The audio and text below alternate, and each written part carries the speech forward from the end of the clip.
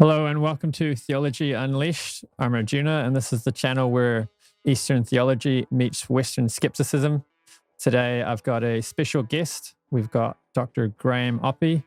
Many of you will know who he is, and some of you won't. He's a professor of philosophy at Monash University in Melbourne, Australia, and he's considered to be one of the best opponents to theism in the world by the great Dr. William Lane Craig. I'll just change scene.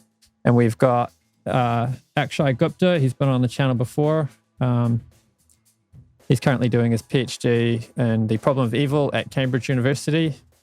And we'll get straight into it. Thanks for coming on, guys. Thanks for having us. No worries. Do you want to tell us a bit about yourselves, Dr. Oppy? Tell you a bit. So it's hard to know where to start, really. So in more regular times, I would be working at Monash University from a nice, comfortable office. We've been in lockdown in Melbourne since late March. We've only just escaped from it, and I'm still working from home. And after 7 months or whatever it is, 7 or 8 months of working from home, I'm kind of ready to get back to work. Right. Yeah. Okay. When we had the level 4 lockdown, I've got small children, so I was pretty much just entertaining kids the whole time. That's difficult. All right. And Akshay Gupta, do you want to say a few words? Yeah, I'm I guess second year PhD student at the University of Cambridge, and my dissertation is exploring the Gaudiya Vaishnava response to the problem of evil, or particularly one theologian within the Gaudiya Vaishnava tradition's response to the problem of evil. So I guess that's sort of my dissertation, but I'm also interested in philosophy of religion and Hindu theology more broadly also. All right, cool. So wanted to have a bit of the discussion we had with Matt Delahunty, but with some objections from Dr. Oppy this time. And Dr. Howard Resnick couldn't make it on. He's got a history of heart disease and stroke, so the doctors are giving him strict orders to rest. And he's basically everything he does is intellectual, so this doesn't count as rest for him. So I've been put forward, and I brought Akshay Gupta on too. We're going to have this discussion, but first I wanted to play some clips from popular atheists and have Dr. Oppy give his reactions. So let's get straight into that. I'll cue up the first clip.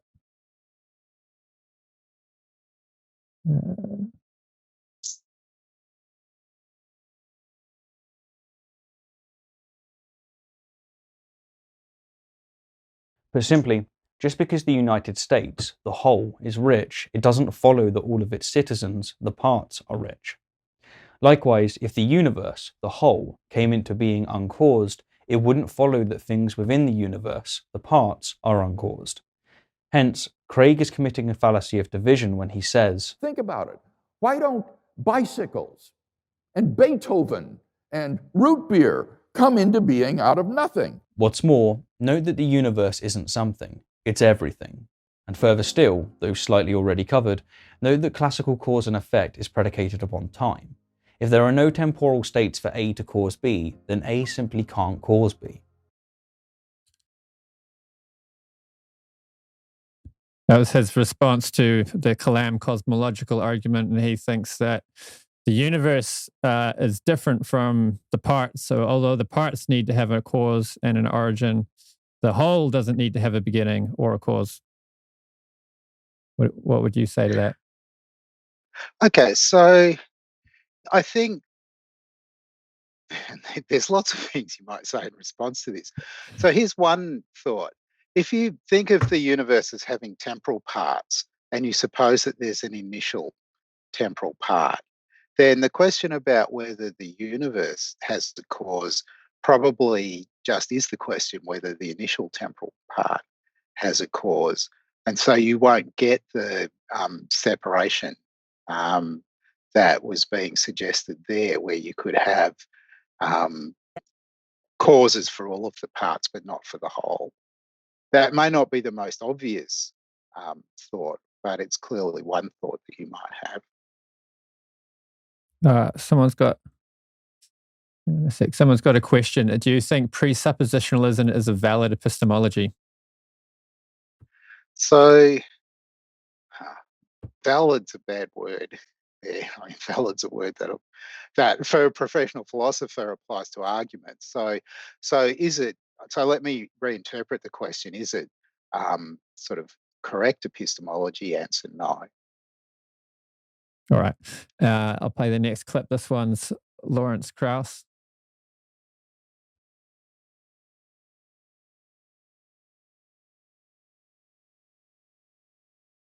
Problem, isn't it? We have two competing theories as to how the world came into existence. Well, I think the point is, I really object when it's two competing theories. A scientific theory is falsifiable, it's testable. God isn't testable. I can't disprove the existence of God. I can't disprove the possibility that we all were created 3 seconds ago with the memories of this delightful conversation we've had. So Lawrence Krauss doesn't think that they're competing theories. Theism, intelligent design versus science, physics. So there's some equivocation here on the meaning of theory, I would expect. So I tend to think of people's worldviews as theories. That's slightly an idealization, but it's still reasonably accurate. You can think of the claims that you believe. If they're consistent, you can imagine taking their logical closure, and that will give you a theory in the philosopher's sense. Then when the question comes up, how do you evaluate competing worldviews, competing theories in this sense? The answer is going to be, in some ways, slightly different from the way that you might evaluate the kind of thing that Lawrence Krauss has got in mind there, where he's thinking about a particular circumscribed scientific theory, where it might be very clear how to identify what the relevant data is, and then how you do the evaluation of the theory relative to the data. But there's at least a kind of analogous sense in which, when we're comparing worldviews, we're going to be doing something that's vaguely similar to that. If we've got two theories and we want to work out, or two worldviews and we want to compare them, we look at how they go about managing the trade-off between the complexity of the theory and the fit with the kind of explanatory power that you get out of it, the breadth and depth of the explanations that you get. And that's not enormously different from how even physicists evaluate competing theories. So if you think about the contest between the theories of gravitation that Newton and Einstein give you, arguably Einstein's theory is simpler and it fits better with the data. So it's kind of no contest. It clearly is the better theory. Well, what I see with that argument is this idea that it's just not permitted to have a theory which isn't materialistic or physicalism based.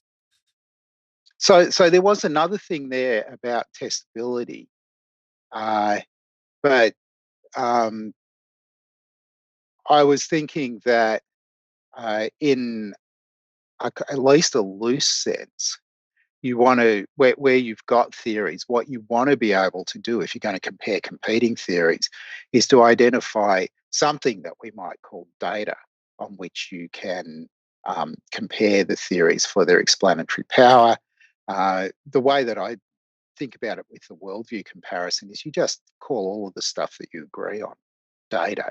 The theory is really the stuff that you don't agree about, and then we can test both of the overall views against the stuff that you agree on. That gives you a kind of acceptable sense of data. Right. I've got another one about novel testable predictions. I didn't resize it anyway. So in order to have a belief in a God, one, you need some kind of novel testable predictions that can demonstrate it exists and have it repeated and demonstrated in a controlled experiment. Personal experience does not work. We know personal experience is a failed methodology that cannot differentiate imagination from reality. So you need some kind of testable, repeatable process that can be done in a scientific lab and get the results repeatably. Yeah, so it's this basic idea that theism should be held to the same kind of accountability as, a theory on how to manufacture an automobile. So, one of the questions here is about exactly what we're looking for. Is the question that we've got one about the truth of the competing theories, or is it a question about the reasonableness of holding one or other of the theories? One of the things that you get that's kind of, I suspect, running through the claims that all of the people that we've looked at so far are making is a thought that there's something irrational about being a theist, or there's something irrational about holding a theistic worldview. I think that those kinds of approaches kind of underestimate the extent to which the views of everybody on most matters depend on testimony. And the important thing in assessing the rationality of someone's beliefs, in large part, comes down to looking at whether it was reasonable for them to accept the testimony that they did at the time when they took on certain kinds of beliefs. So that means that the issues about, say, testability, even if you bought into them, are not going to tell you anything about whether it's reasonable for regular believers to believe, say, regular religious believers to believe as they do. Yeah, one of the ways I responded to Tom Jump's point was to say, how do we know all the data relevant to the truth of the theory isn't already in? Like with the Big Bang Theory, what if they already knew about the cosmic microwave background radiation before they hypothesized the radiation? Would it still be valid to use it as evidence for the Big Bang Theory? Sure, because you can have your data and then try to develop a theory that will explain all of the data that you've got. To go back to the example I used before, the fact that the Newtonian theory didn't give you a good account of the precession of the perihelion of Mercury was well known before Einstein developed his theory. That meant they couldn't use that as a further critical test of the two theories. But there was that expedition that Eddington went on in whatever it was, 1919, to go and observe the transit of Venus that that allegedly, because they probably cooked the data, but allegedly was a crucial test that confirmed Einstein's theory over Newton's. So I don't think that the difference between prediction and retrodiction is particularly significant. Right. Yeah. Right? If you've got in that kind of case. But when there's a dispute about which is the better theory, you like to have novel predictions that you can go and test. And if the predictions fall one way, then that makes it look kind of better for the theory that they favour. And again, in the case of Newton versus Einstein, there have been lots of points where it's emerged that you get different predictions from the two theories, and where Einstein's theory is the one that gives the right theory. So if you're choosing between those two theories on grounds of their ability to fit the data, it's clear which one you're going to pick. Right, but like with solipsism versus realism, there's no predictions you could make to distinguish, being a brain in a vat versus living in a real world. So obviously, that's what, to go back to something that I said before, the method has to be, I think, more complicated than that. You're looking at, okay, so there's two desiderata. One of them is the simplicity of the theory, and the other is the explanatory power. And so if we're able to explain everything with both theories, it doesn't mean that it's a draw. The question that we will then be following up on is going to be, okay, which one's simpler?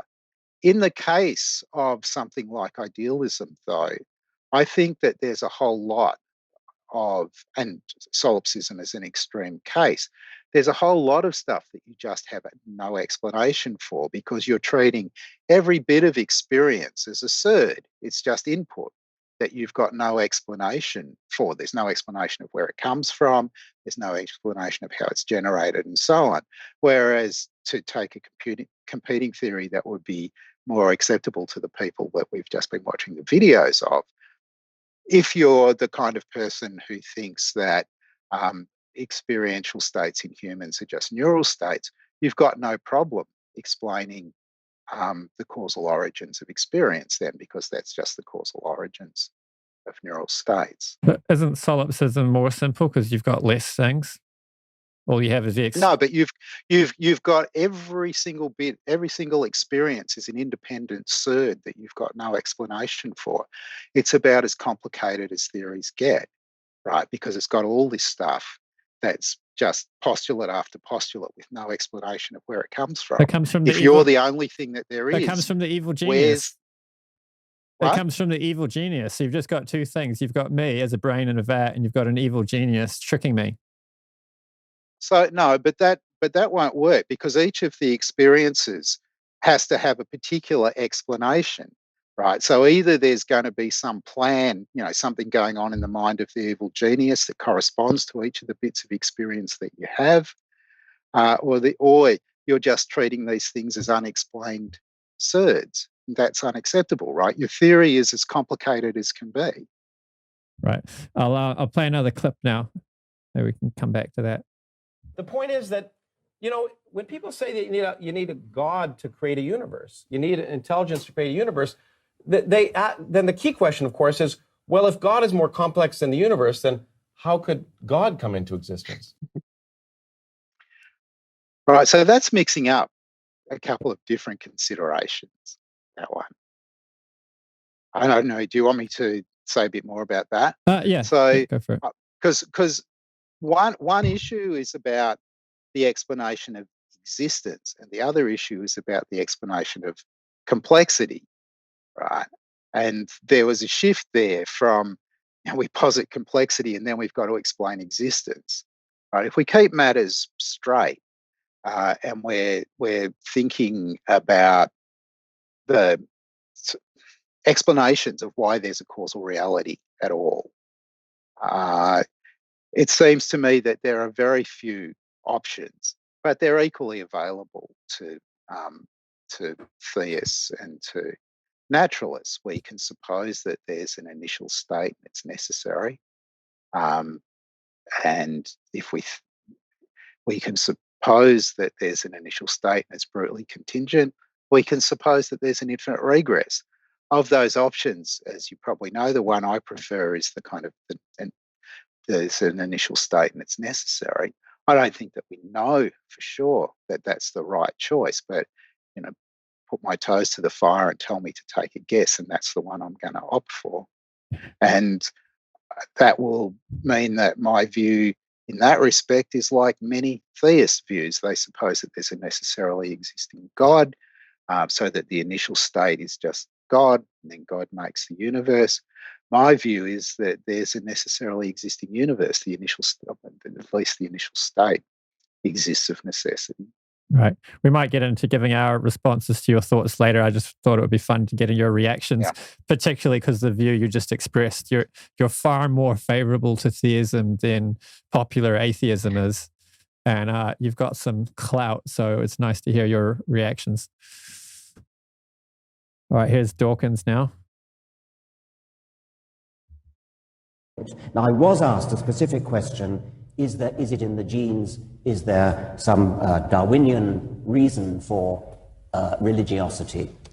Maybe there is, but that doesn't bear in the slightest degree on whether it's true. I care about whether it's true. I don't like it when people say, oh, humans need it, or we have it built into us in our genes, or Darwinian natural selection has built into it. Therefore, that somehow validates it. Of course it doesn't validate it. It merely says that it's been built into us by natural selection, just as all sorts of other probably disagreeable things have been built into us. Doesn't mean we can't try to cure ourselves. I wanted to play that one because I thought that there were some epistemic issues for his worldview that come with that kind of genetic fallacy that he's accusing religion of, or his arguments of genetic fallacy. Because if you're going to say our conclusions are just the result of natural selection breeding them into us, then how is Richard Dawkins an exception?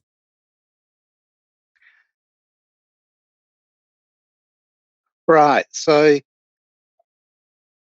there's lots of interesting questions here. So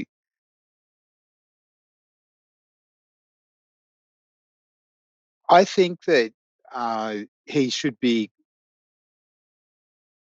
quite careful with the idea that somehow or other religion might be hardwired into us. And it's obvious that there's a whole lot of social stuff that goes into religion, and maybe, as in lots of other areas, it's kind of hard to work out what you want to put down to nature and what you want to put down to nurture, what you want to put down to kind of evolutionary history and what you want to put down to social history and current social organisation and so on. So any discussion in this area is going to be, I think, getting into kind of awkward territory if it tries to make the whole story be one about genetics. So that's one important point to bear in mind when you're thinking about that discussion. As you know, there's been a lot of recent discussion about the extent to which our cognitive, I'll call them our cognitive faculties, actually make a kind of friendly home for religious belief. So the stories that you get in the sort of cognitive science of philosophy of religion about a sort of tripwire agency detection and that kind of stuff. I'm not sure how much of the propensity to religious belief should be put down to that kind of factor.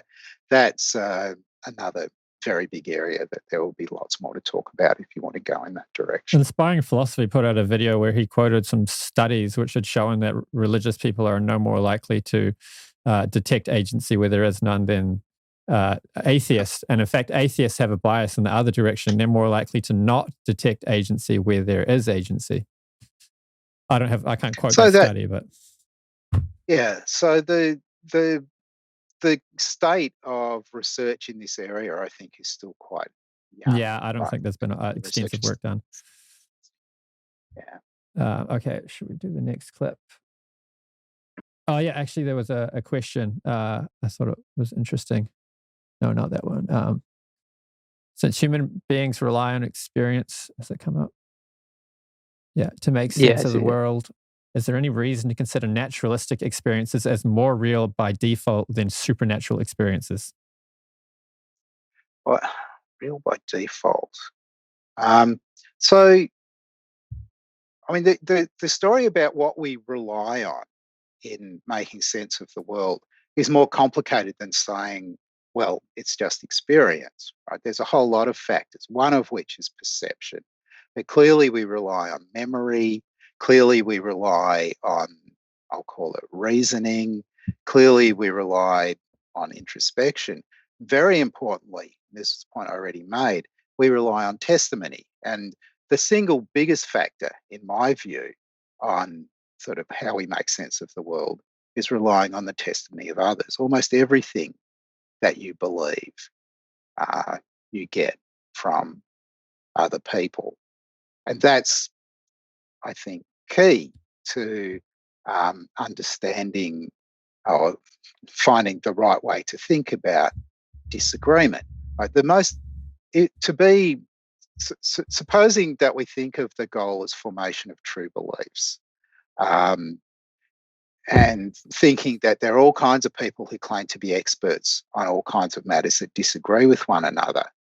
The key thing to ending up being a really good believer is to be coordinating your beliefs to the people who really have expertise. That's the kind of number one thing that you need to be able to do in order to end up being a good believer, according to me. I don't know if you've read Stephen M. Barr's work, but he makes some good points about testimony and how it's used in science and stuff. But there's a tendency among skeptics that, if I, like say, I'm a Hare Krishna, I chant Hare Krishna, I follow the process, and I have experiences which I think are of something supernatural. And then skeptics will say, oh, it's just caused by the brain. There's a brain state, they do magnetic stuff and they can trigger your people in labs to experience stuff that they call similar to God. And they argue that it's all caused by the brain.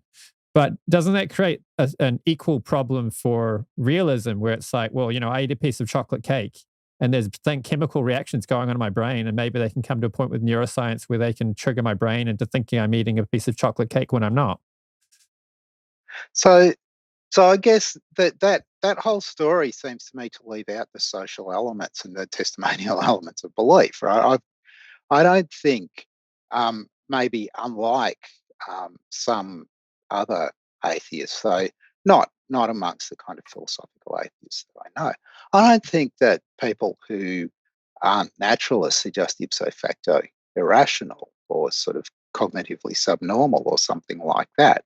That's way too strong, but it sort of rests on a very crude view of what it is to be rational. Can you explain ipso facto rational? Irrational, just in virtue of that fact, just because you're not a naturalist, that just means that there's been some irrationality in your thinking. I think that's a view that you might get outside of professional philosophy, but not very much inside it.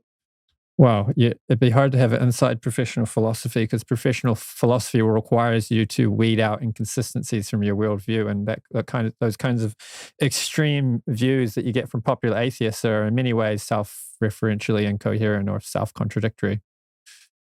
So that you get charges like that from within professional philosophy of naturalistic worldviews. So, and I think that none of those charges stick. So it may be that we'll end up disagreeing about something. Well, I mean, the more, when I say self-referentially incoherent, I mean this idea that we can't, experiences have been shown to be invalid and our intuitions can't be trusted. It's like, well, what are you left with then? So, but there is this problem that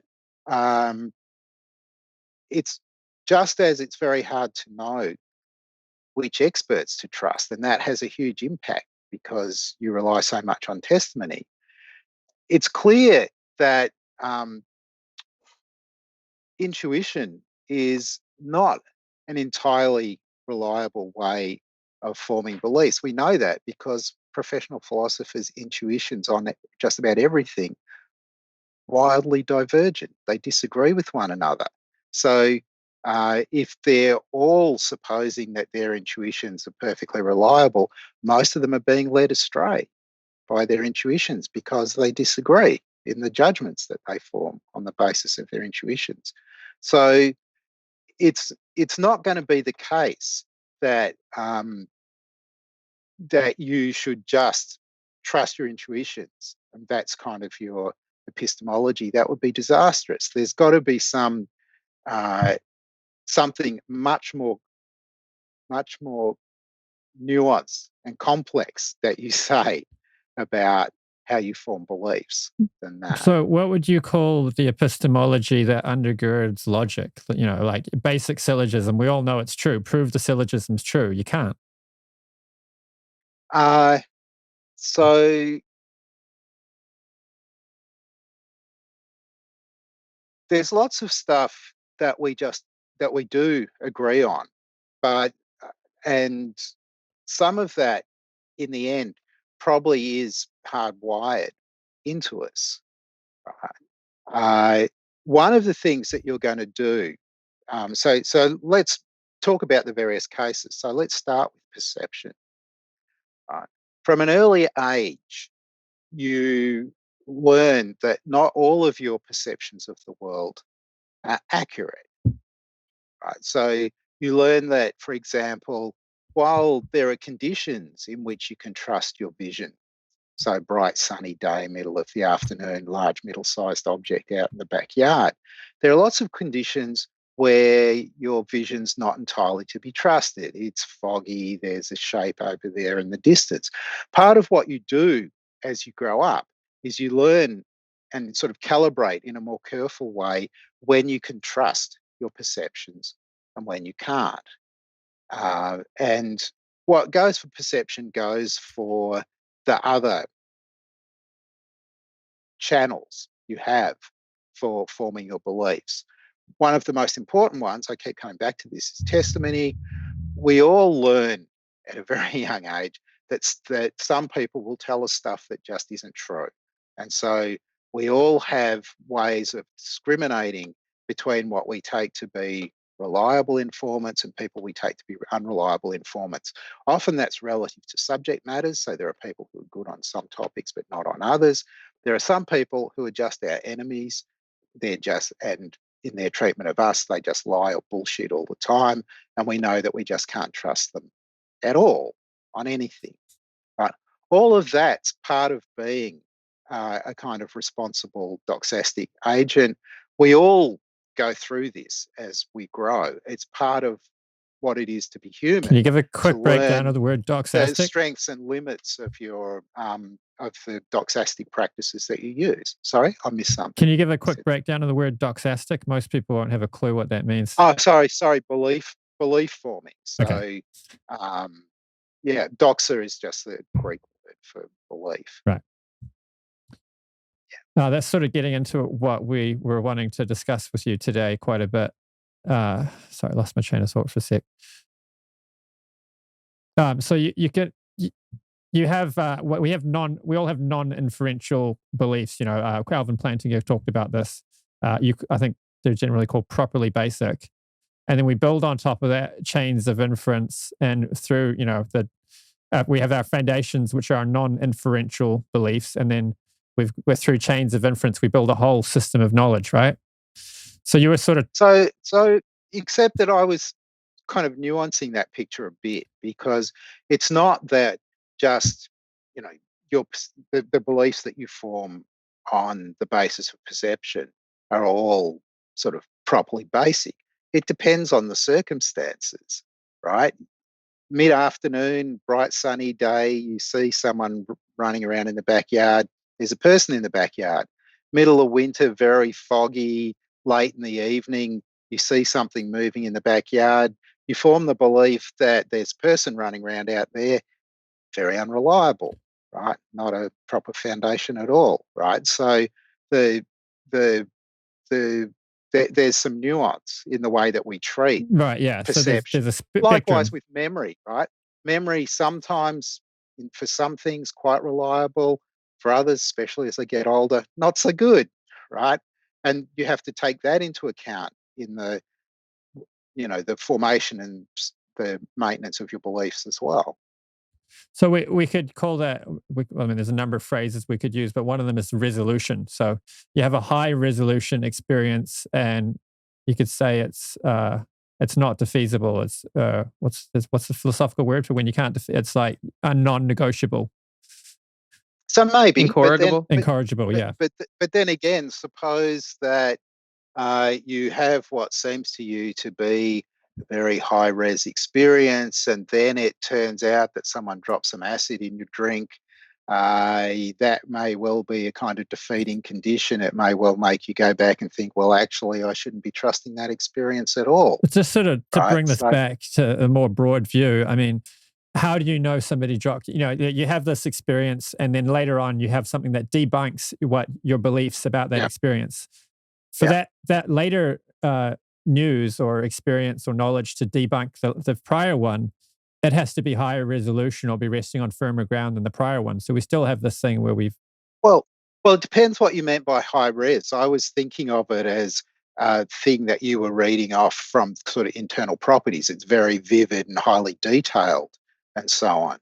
But someone else's testimony later on, a close friend of yours, that they did this to you as a prank, may well be much more credible, right? And whatever than the idea that the experiences that you had connected to something real, depending upon what the nature of the experiences were. Well, we might come to a thing. I think this might be an older idea in a lot of traditions where there's ascending levels of realization, and one can debunk a prior one, and the one you're on now could be debunked, and at each stage you're getting to a more real understanding of reality, even though at each stage you're not totally sure that you've got the full comprehension of reality yet.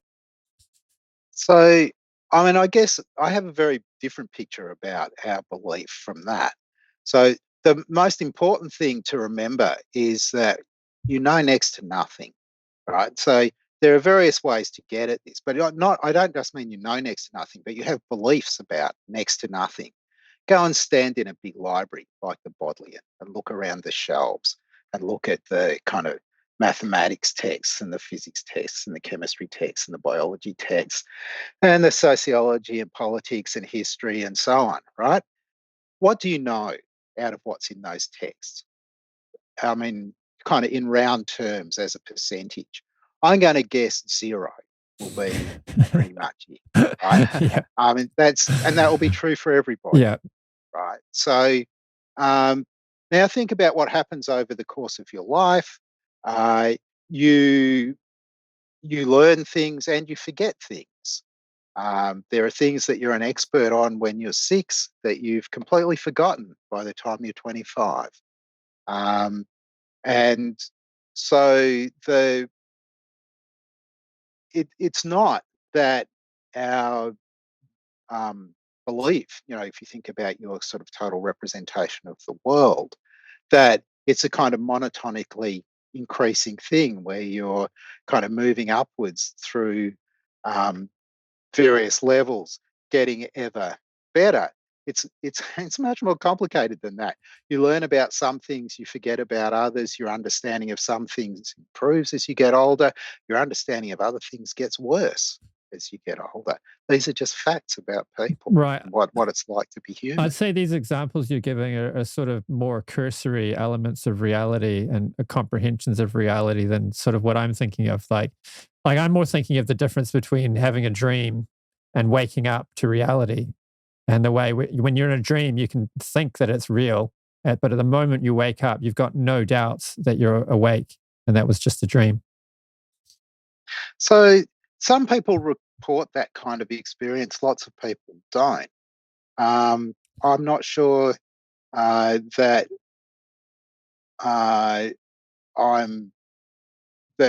well, I don't know. You'd have to tell me. You'd have to give me more details before I know what to think about that.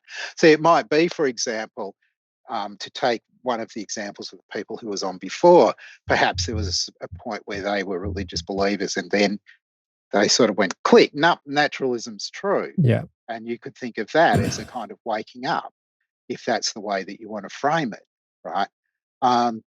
I'd be inclined not to frame it as a kind of waking up or a deeper interpretation. I would just be inclined to frame it as they came to a different view.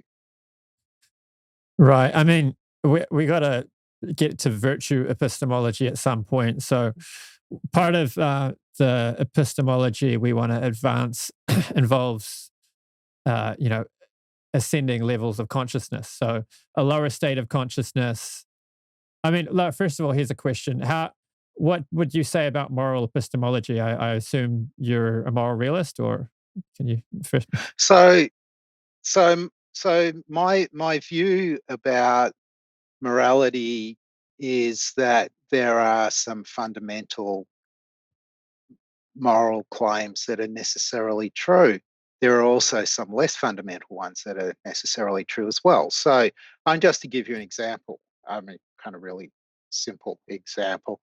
It's wrong to torture infant human beings for fun, right?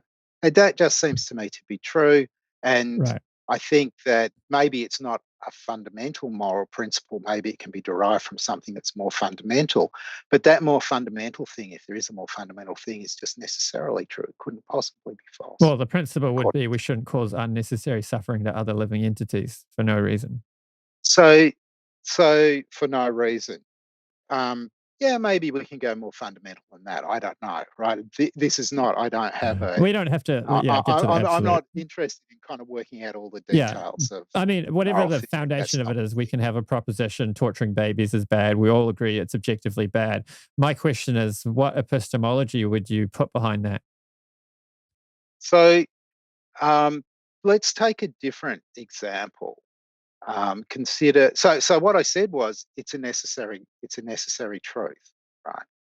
There are other cases where we learn necessary truth as well, in particular in mathematics. So consider the intermediate value theorem or something, some claim of mathematics that's necessarily true.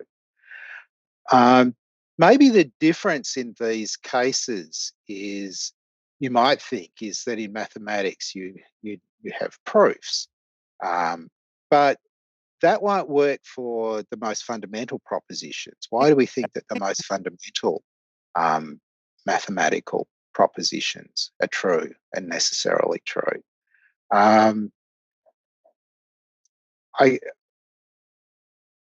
I think is because we get the kind of best overall theory if we suppose that they are, right? And so I'm going to say the same thing about the moral claims that I say about the mathematical claims. So how do you work out what the fundamental claims are? You try to explicitly construct your theory. You see what things shake out at the bottom. Then you think about what the status of them is.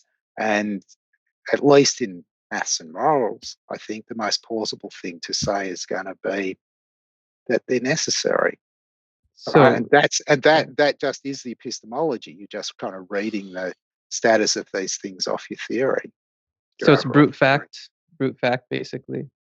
Well, that wasn't what I said. What I said was they're necessary. I don't think there's any explaining why things are necessary. That's rock bottom. But what's a brute fact? Not that, say, torturing babies for fun is wrong. What has no explanation is why is it necessary that torturing babies for fun is wrong, right? What explains, if you want to put it this way, why torturing babies for fun is wrong is that it's necessary, right? You can explain what's so in terms of what's necessary, but you can't explain what's necessary. But at that point, you've just hit rock bottom, theoretical rock bottom. What's the difference between brute fact and necessary? Sorry, a brute fact would be contingent. So it could have been otherwise, right? So to say that it's just a brute fact that torturing babies for fun is wrong is to deny that it's necessary. Could you give an example of a brute fact? It's merely contingent. So it could have been otherwise. So there could have been, in some other possible world, it's not the case that torturing babies for fun is wrong. Now, that's not my belief. I don't believe that claim is brute fact in that sense. It's not contingent. It's in the sense that it could have been otherwise. I guess the term torturing is kind of tautological. I could say if there was a world where babies didn't have experiences, then you couldn't use the word torturing because torturing implies someone is suffering. Could you give an example of a brute fact? I'm sure a lot of people might not know what you mean by that. Okay, so maybe the best example. So the clearest cases are going to be cases where you've got indeterminism. So you've got some causal process, but it's indeterministic. So at a certain point, things could go one way or they could go another way. So suppose we've got some quantum process and the thing that's being spat out at the end could be spin up or spin down. Suppose it comes out spin up. Then it's just a brute fact. There's no explaining why it is that this particular process gave you spin up output rather than spin down output. That would be the kind of paradigmatic case of something that is a brute fact. It's just a brute fact that you got the spin up outcome. The other clear example, though this is more controversial, but would be if you think that we have libertarian freedom. So sometimes we make choices, and in the very circumstances in which we make the choice, it could go different ways. So you might choose A or you might choose B, right? And we're supposing that holding fixed everything, the choice could be A or B. So there'll be one possible world where everything is as it is in the actual world and you choose A, but in the actual world you choose B. That will make the choice of B rather than A as the outcome of the choice a brute fact. So that would be another example, a brute contingency. Right. So God existing would be necessary, but God choosing to make the sky blue would be a brute fact. Unless God makes the sky blue in every possible world, right? And there are questions. See, for Leibniz, for example, who thinks that there's only one possible world, God has to make the best one. It's not contingent that God makes the sky blue. It's necessary, right? Well, because there's no possible world where God makes anything other than the actual There's no world. other aesthetic choice but blue, which would be the best possible choice. Right. But that's what matters, right? So if you suppose that there's lots of worlds that God could have made, really could have made, then it will be contingent that this world exists because it's contingent on God's choice, and he could have chosen something else. And there wouldn't have been anything, there isn't anything that explains, right? So here we're supposing that there aren't constraints on God's choice, like Molinists, for example, suppose that God's choice is constrained by counterfactuals of creaturely freedom. I'm supposing it's not that picture. So we've just got God, and there's a range of worlds that God could make, a range of universes God could make. The actual world, he makes one universe, go to another possible world, he makes a different universe, and there's nothing that's different between the two worlds except the outcome. We get a different universe in the two cases. That would be brute contingency as well. Right. So coming back to the virtue epistemology, I would say, with like logically necessary truths and moral truths, we know them based on self-evidence. And when I say self-evident, I mean it in the way it's used in the Declaration of Independence. We know these truths to be self-evident, that all men are created equal. And I don't think there's any other way where you could say all men are equal or torturing babies is bad, other than it's self-evident that my experience of reality or my experience of this thing, when I apprehend, when I come in contact with this law of logic or, think about this thing, it's self-evident that it's true in this way. So I would prefer not to say self-evident. I would just prefer to say evident. Because I don't think that the self is doing any work there. By self-evident, don't we mean the thing which was being proven is itself evidence? It's its own evidence. Yeah. So, but if that's what you mean, that's impossible, right? Nothing can explain itself. Nothing can be evidence for itself, right? In that sense, wow. Self-explanation is just. I mean, because try it out. Suppose I ask you why A something, and you say because A, right? I'm going to think either you're not being straight with me, or you just don't understand what it is to give an explanation. Oh well, right? We could. You can't explain something in terms of itself. You can't. If I ask you why is the sky blue, and you say because the sky's blue, right?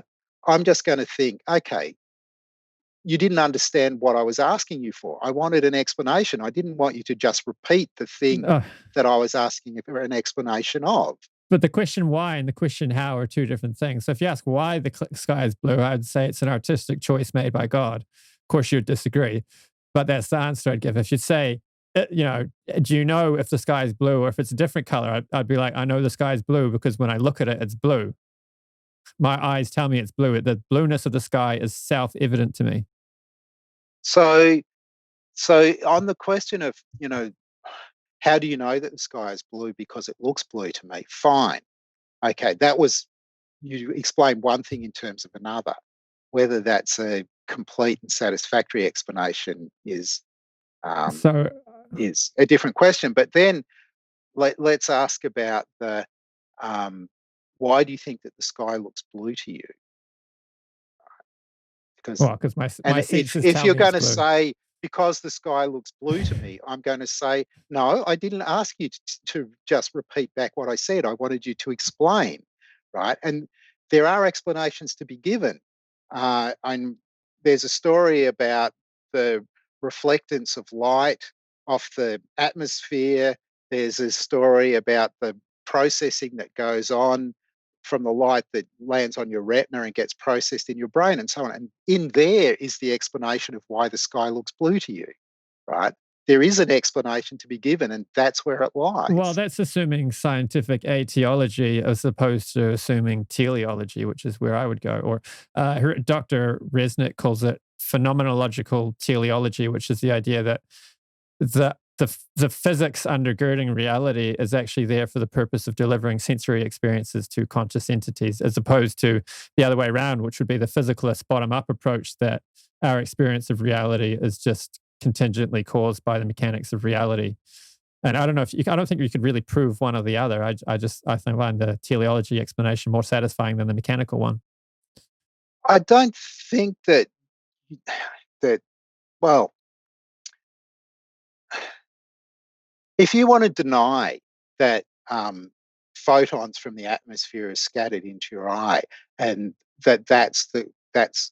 that lies in the causal etiology of your perception of the skies being blue, then we're a long way apart from one another, because that is just sort of fundamental biology, physiology, and so on.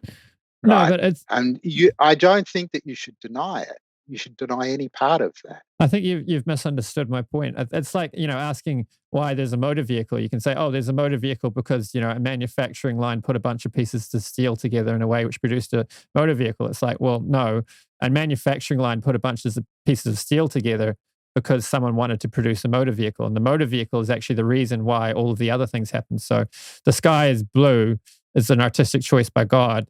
And that's the experience he's chosen to give us of the sky. And the mechanics of it are just the mechanism God chooses to use. So all that physics that scientists say, oh, we know why the sky is blue. It's like, no, that's how the sky is blue. The why is the teleology on our view, of course. Okay, but then the question is going to be then whether that there is a why, right? Because I don't think there's any teleology there whatsoever, right? So in that case, if we reframe your question so that it goes like this, what's the teleological account for the blueness of the sky? I just say there isn't one, right? And that's where we part company. Yeah. Obviously, we're going to disagree. So I think to some extent, like on studying your work, it seems to me your view on religion is to kind of agree to disagree to the more reasonable forms of theism. Would that be right? And to the more reasonable forms. I think it's stronger than that, right? I have a pretty permissive view about reason, about what it's reasonable for people to believe. And it depends on lots of things.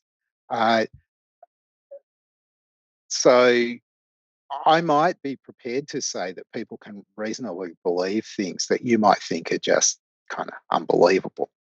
Right? So that's why I'm hesitating about the qualification that you said, more reasonable. I think that depending upon who we're talking about, defending their religious beliefs might be defending the reasonableness of what they've done, given the resources that they've got, the experiences that they've had, their life history and so on. Might be a lot. There might be a much wider range of cases where you can say they've done okay than your remark. Well, I mean, when I say reasonable, I mean to exclude the ones which are internally incoherent. So it's an interesting question whether you want to exclude all of those. I wouldn't have thought so. So just to give you an example, Russell and Whitehead set out in Principia Mathematica to, the way they thought about it was to reduce mathematics to logic. And they spent 10 years producing this epic work. And 20 years later, Kurt Gödel showed that their project was, in the sense that you've got in mind, incoherent. Were they irrational to set out on that project? I don't think so, right? You can have an incoherent belief and not be irrational in holding it if it's sufficiently deeply hidden, for example. So I'm not sure that you exclude even that. Well, I mean, there's two. Right? I mean, just based on examples. I mean, I think it would be quite harsh to say that just because, I mean, Gödel was a genius, and the proof that he discovered of this incoherence is amazing. That Russell and Whitehead, who are both incredibly smart, didn't see it. Right? To say that they were irrational because they couldn't do what Gödel did just strikes me as unfair. Well, I mean, they could have had a minute amount of cognitive dissonance because they were motivated by trying to get this physicalist and, closed picture of reality and stuff. And when you've sort of got... Well, not Whitehead. But that's not Whitehead. Right? I'm not familiar with either of them, so... Right. Yeah. But Whitehead's no naturalist. Okay. What's the work called? Appearance and Reality. Whitehead you would find very interesting. Right. Maybe I'll do some research on him. Right. I mean, Russell's a different case. Bertrand Russell's a different case. I mean, he's a kind of naturalist, but I'd say, but Whitehead wasn't. I think there's two different concepts we could draw out from that, which is one is to say, like a person, given what they knew at the time, came to a rational conclusion. That's one thing. But another thing is to say, based on what we know now and what we could sit down with the person and explain to them, what's reasonable to conclude. Like, so, debates between theism and atheism have been going on for thousands of years. And, so your view seems to be, well, either camp is justified in holding their beliefs because there's not really any good defeater or successful arguments one way or the other. To some point, it's just a matter of a person deciding what they think is reasonable. But there'd be some things that it's like, if you sat down with those two and explained to them Gödel's proof, they might be like, oh, yeah, right, we were wrong. In which case, it would no longer be rational to maintain the belief they had before they heard Gödel's proof. Right. So to go back to a question that I was asked just before we came on air, could it be that there's some deep incoherence in theism? Could it be that there's some version of some set of claims involving a claim about evil and then a whole lot of other claims that together are jointly inconsistent? And so once we've identified the set of claims, we'll be able to see that theism is mistaken. I don't see how you can rule that out, right? Absolutely rule that out. And the same will be true for naturalism, right? Do we know now that there isn't some big set of claims that a kind of super Gödel will one day be able to say, look, this is the set of claims that you're committed to and they're jointly inconsistent? I don't see how you can rule that out. However, we've got no evidence in either case that there is such a set of claims, and there are no arguments that we've currently got that go any way towards showing that just theism per se is inconsistent or that naturalism per se is inconsistent. I've got friends that would disagree, but I do think that to some extent with logic, you ultimately get to a stalemate. And I would argue, and our tradition argues, that to solve the stalemate, you need to avail yourself of the science of Krishna consciousness. You need to, like armchair philosophy can't really give you the realization you need to assess whether something's true. You actually need to get out of your chair and apply the philosophy and then experience the fruits which are promised by that philosophy when you apply it. And in the case of Krishna consciousness, you get an experience of the existence of the divine. So I'm happy for people to do whatever they want, right? We can compare their views and we can have a look and see whether they're making what by their own lights they should count as errors. Like there are some people who think that there are true contradictions. If you're embracing contradictions, but you think that some contradictions are true, then it's not going to be much of an accusation to say, but your view's got contradictions in it. There are very few views that embrace what by its own lights is absurd. And so if you can show that the views by your own lights, you should recognize that there are absurdities in your view and you don't like absurdities, it will still be possible to show you that maybe you better change your view a bit. But one of the other things to remember here is that there is most of the kind of worldviews come in an infinite array of variations that are slightly different from one another. If you show one of them's inconsistent or incoherent, it's a very small jump to move back to consistency without giving up the kind of worldview that you've got. So you shouldn't expect, I think, that anytime soon there's just going to be this convergence on whatever you want to pick, Krishna consciousness, Christianity, or naturalism. Well, we don't expect logic to do that work because we understand that. I think actually Jonathan Haidt did a lot of work on this. He wrote a book, can't remember the name of it just now, but it's on morality and different things. And he says that our logic and reasoning is to a large extent functioning like a kind of press secretary where we, through, you could say irrational processes or emotional or whatever, we come to conclusions. And then our logic is just sent out to tell a story which makes it sound rational. So to some extent that might be true.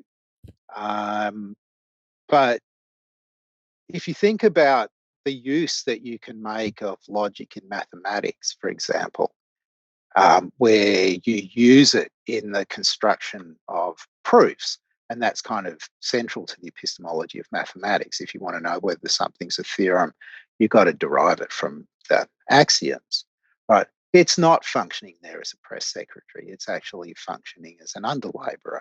Well, and yeah, that happens all over the place. So perhaps I wasn't clear enough. I'm not saying logic and reasoning always does this and that's all it does.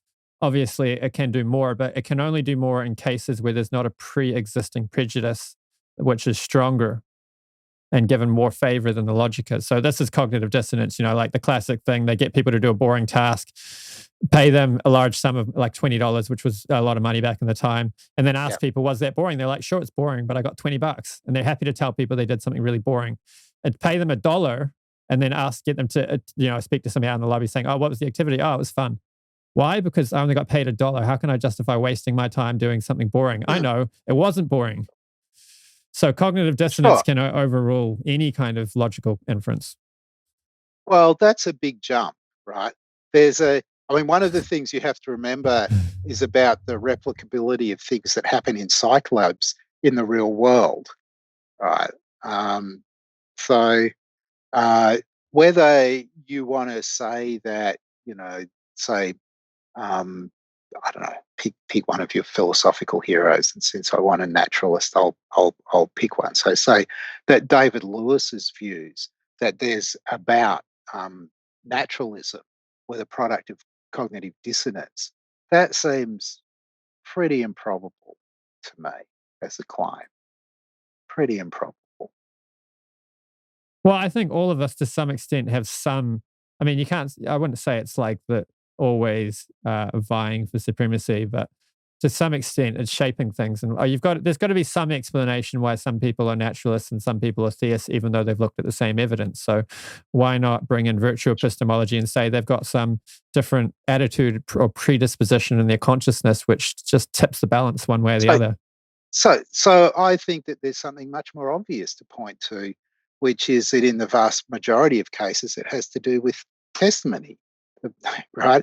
We don't have the same evidence base because we all get taught by different people, we talk to different people, and so on. And that's the kind of most important formative influence on our beliefs, right? And that just seems easy to check and obviously true. You look at the way that, for example, so let's move away from philosophy of religion, just think about philosophy generally. There are schools in philosophy, like there was a school at Harvard. There were a bunch of people who had Harvard beliefs, right? And strangely enough, all the people who had the beliefs were at Harvard, right?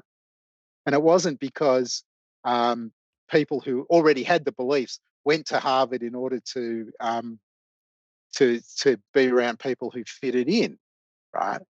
Those kinds of influences are ubiquitous in philosophy, and you don't really need anything else much in order to explain the wide variance in philosophical opinion. That's definitely one factor which has a big impact, but you still get, cases of, like my brother, I got the same upbringing more or less, but, he's but an only atheist more or less.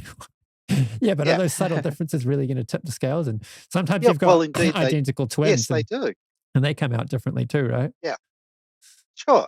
And the differences, you call them subtle differences. They might be kind of small or momentary differences, but they might make a very big impact, right? And of course, we never have a record of the entire life history of identical twins. So we have to rely on their testimony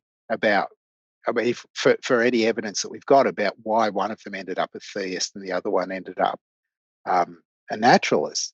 And they may not be very reliable as informants on that question, because to come back to the sort of cognitive dissonance point, we do an awful lot of confabulating.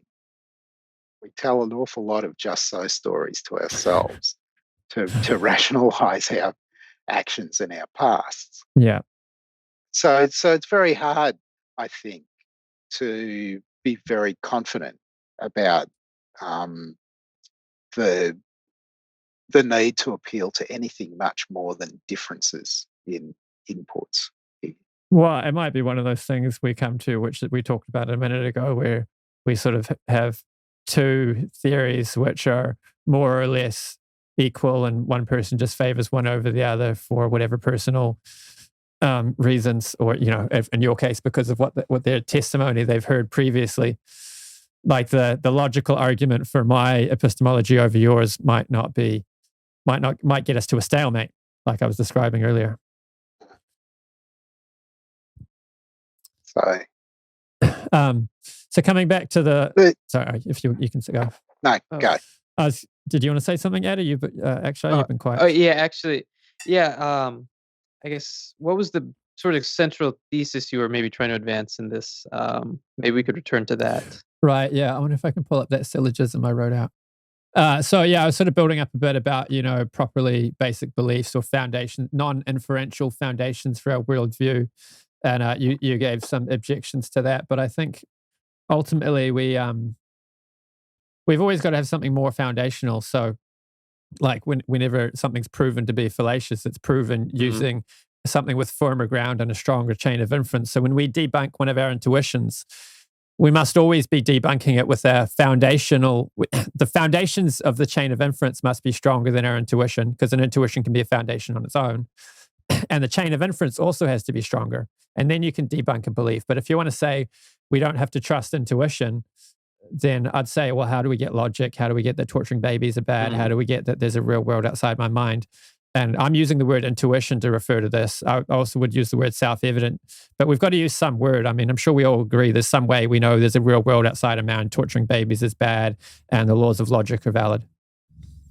So I guess is the claim that theism is like an evidently true basic belief that we're justified in accepting? I can pull up my syllogism. I sent it to you. Yeah, there it is. So premise one, intuition is how we get logic, science, moralities, and so on. Intuition, self-evidence, whatever you want to call it. Our epistemic faculties directly perceive things, and we just know them to be true based on the way they appear to us, or in our heart, we know it's true, whatever. Premise two, intuition and experience also give us theism. Of course, I got to qualify that and say that's the case for a large number of people, but not for everyone. Conclusion, theism is rational for someone whose epistemic faculties are in good working order and whose epistemic faculties confirm theism. Again, using intuition and logic, intuition and experience. Okay, so do you want me to comment on that? Yes, please. Yes, this is what we got you on for. So, as you already know, I've got no objections to the conclusion, so long as we're understanding rational as rationally permissible. I've got no problem with the idea that there are people who are rational, whose theism is rationally permissible. On the other hand, I don't like the first premise in that argument, because I don't think that there is a kind of intuitive faculty that's more fundamental than the faculties that we use in forming our beliefs, sort of more fundamental than perception, memory, introspection, reasoning, and I'm going to include sort of accepting testimony in this as well. Well, I would say all of those things we know as intuitive, but I mean, what's the word for it? But the point is that this was the point I made earlier. The acceptance of the deliverances from any of these things isn't a given, right? For each of them, we recognise that there are conditions under which we shouldn't trust what they're saying. There are conditions when we should, and we have to be paying attention, right? Are these good conditions? Are these conditions where I can trust my hearing, my sight, my sense of taste, and so on? Is this the kind of subject matter on which my memory is going to be reliable? Am I good at making inferences of this kind, right? Suppose that we're talking about a statistical inference. I might just know that I'm really crap at doing statistical inference. And so even though I'm inclined to ignore the base rates in this case, I don't make any judgment because I know that actually I'm not good at doing that sort of thing, and so on, right? This isn't to say that we don't, a lot of the time, just trust what's coming in, but it's much more critical than that we just trust, right? For all of us. And this is true for testimony as well, right? Well, this is where you'd get to that. Actually, sorry, you got Eddie. Yeah, I think this actually raises an interesting question. Like, what are the conditions in which one's theistic intuitions are reliable?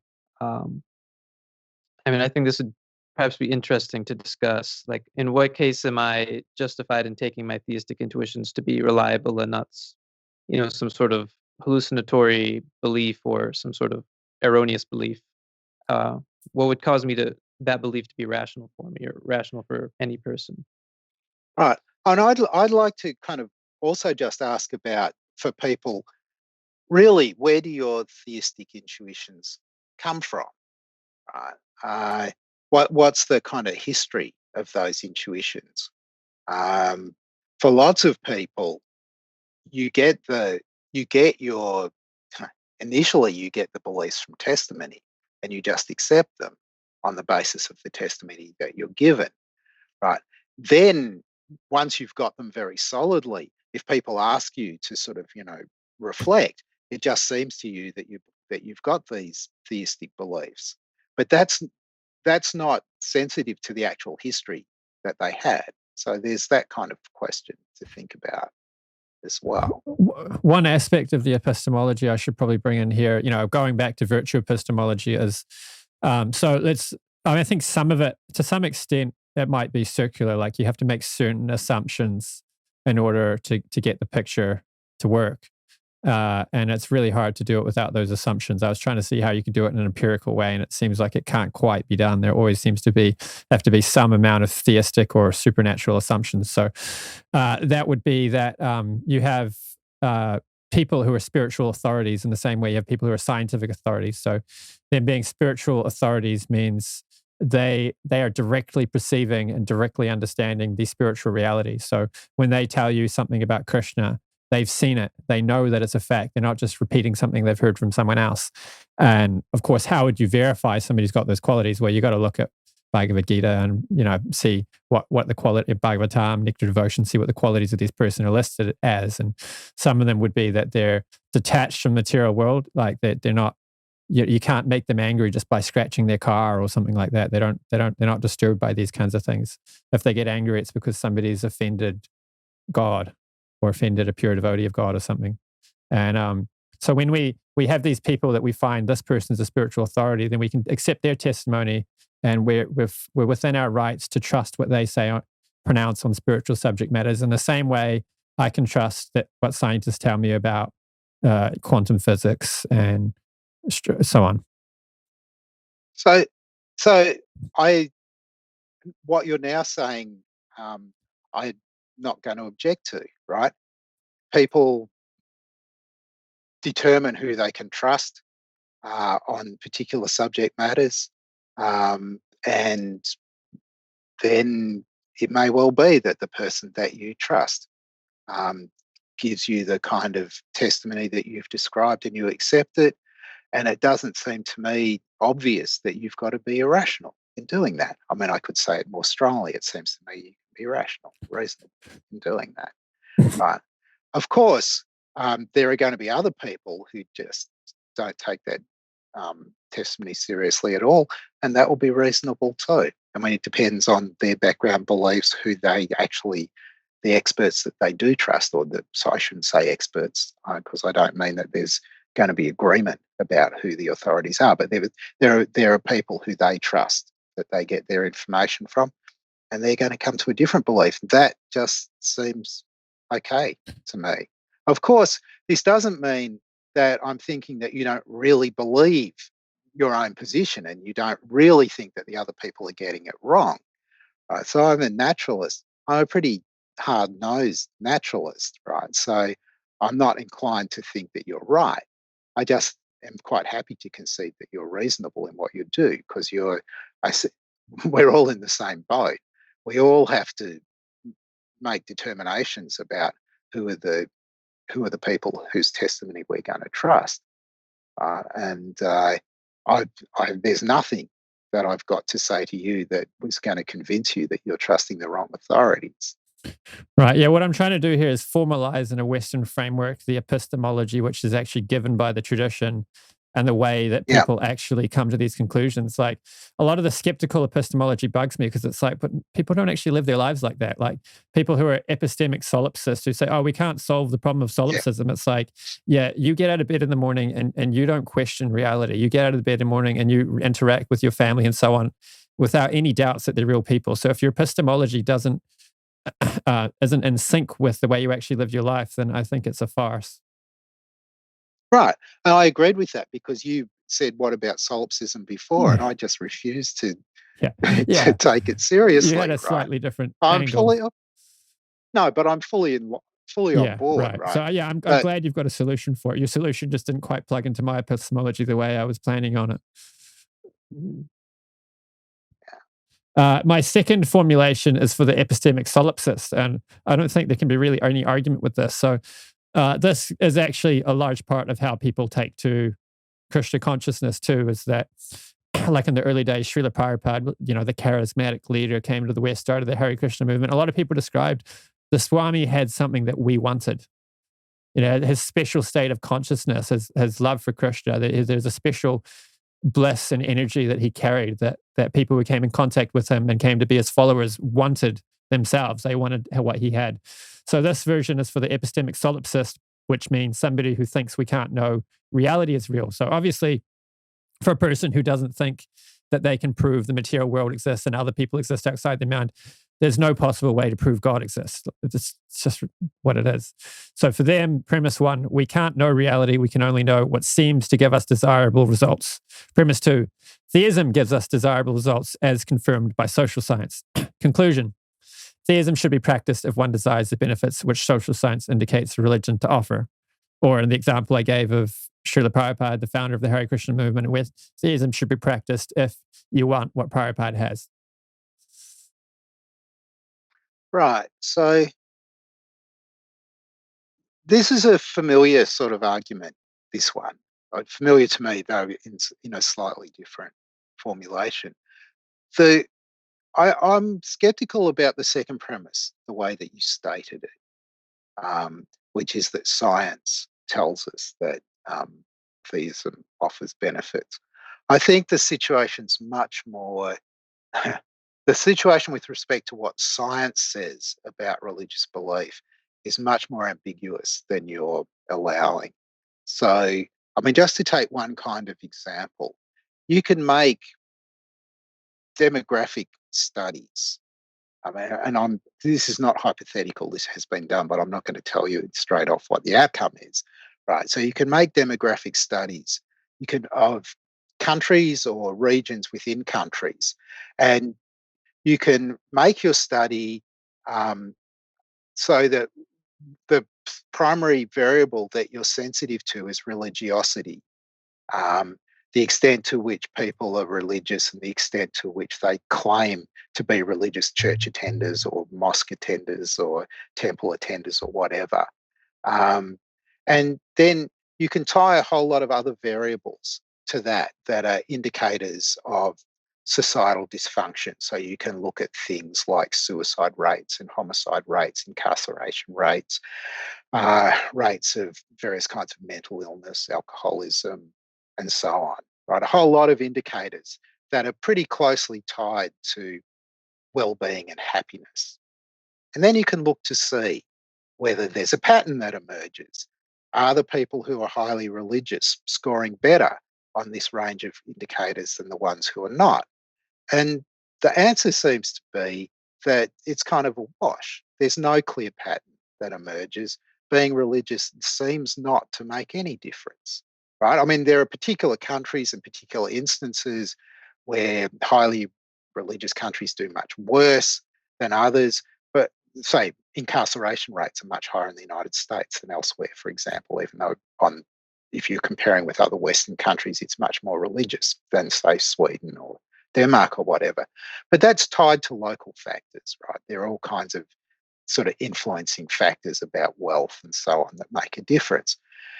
The point is that you don't get the clear answer that being religious delivers happiness, right? That's just not what you get out of the data. Anyway, that's my spiel. You should debate Michael Jones of Inspiring Philosophy on that. He's done it with Matt Dillahunty and with Aaron Ra, but I'd love to see a debate with you on that subject. I agree. There is a debate to be had on that subject, and I can't really do it because I haven't surveyed the literature myself. I just sort of trust Michael Jones's arguments because he seems to make a strong case. And like population studies, I think we can kind of rule those out because, I can give you a population studies to show that autism is correlated with rates of autism are correlated with the sales of organic food. So, right.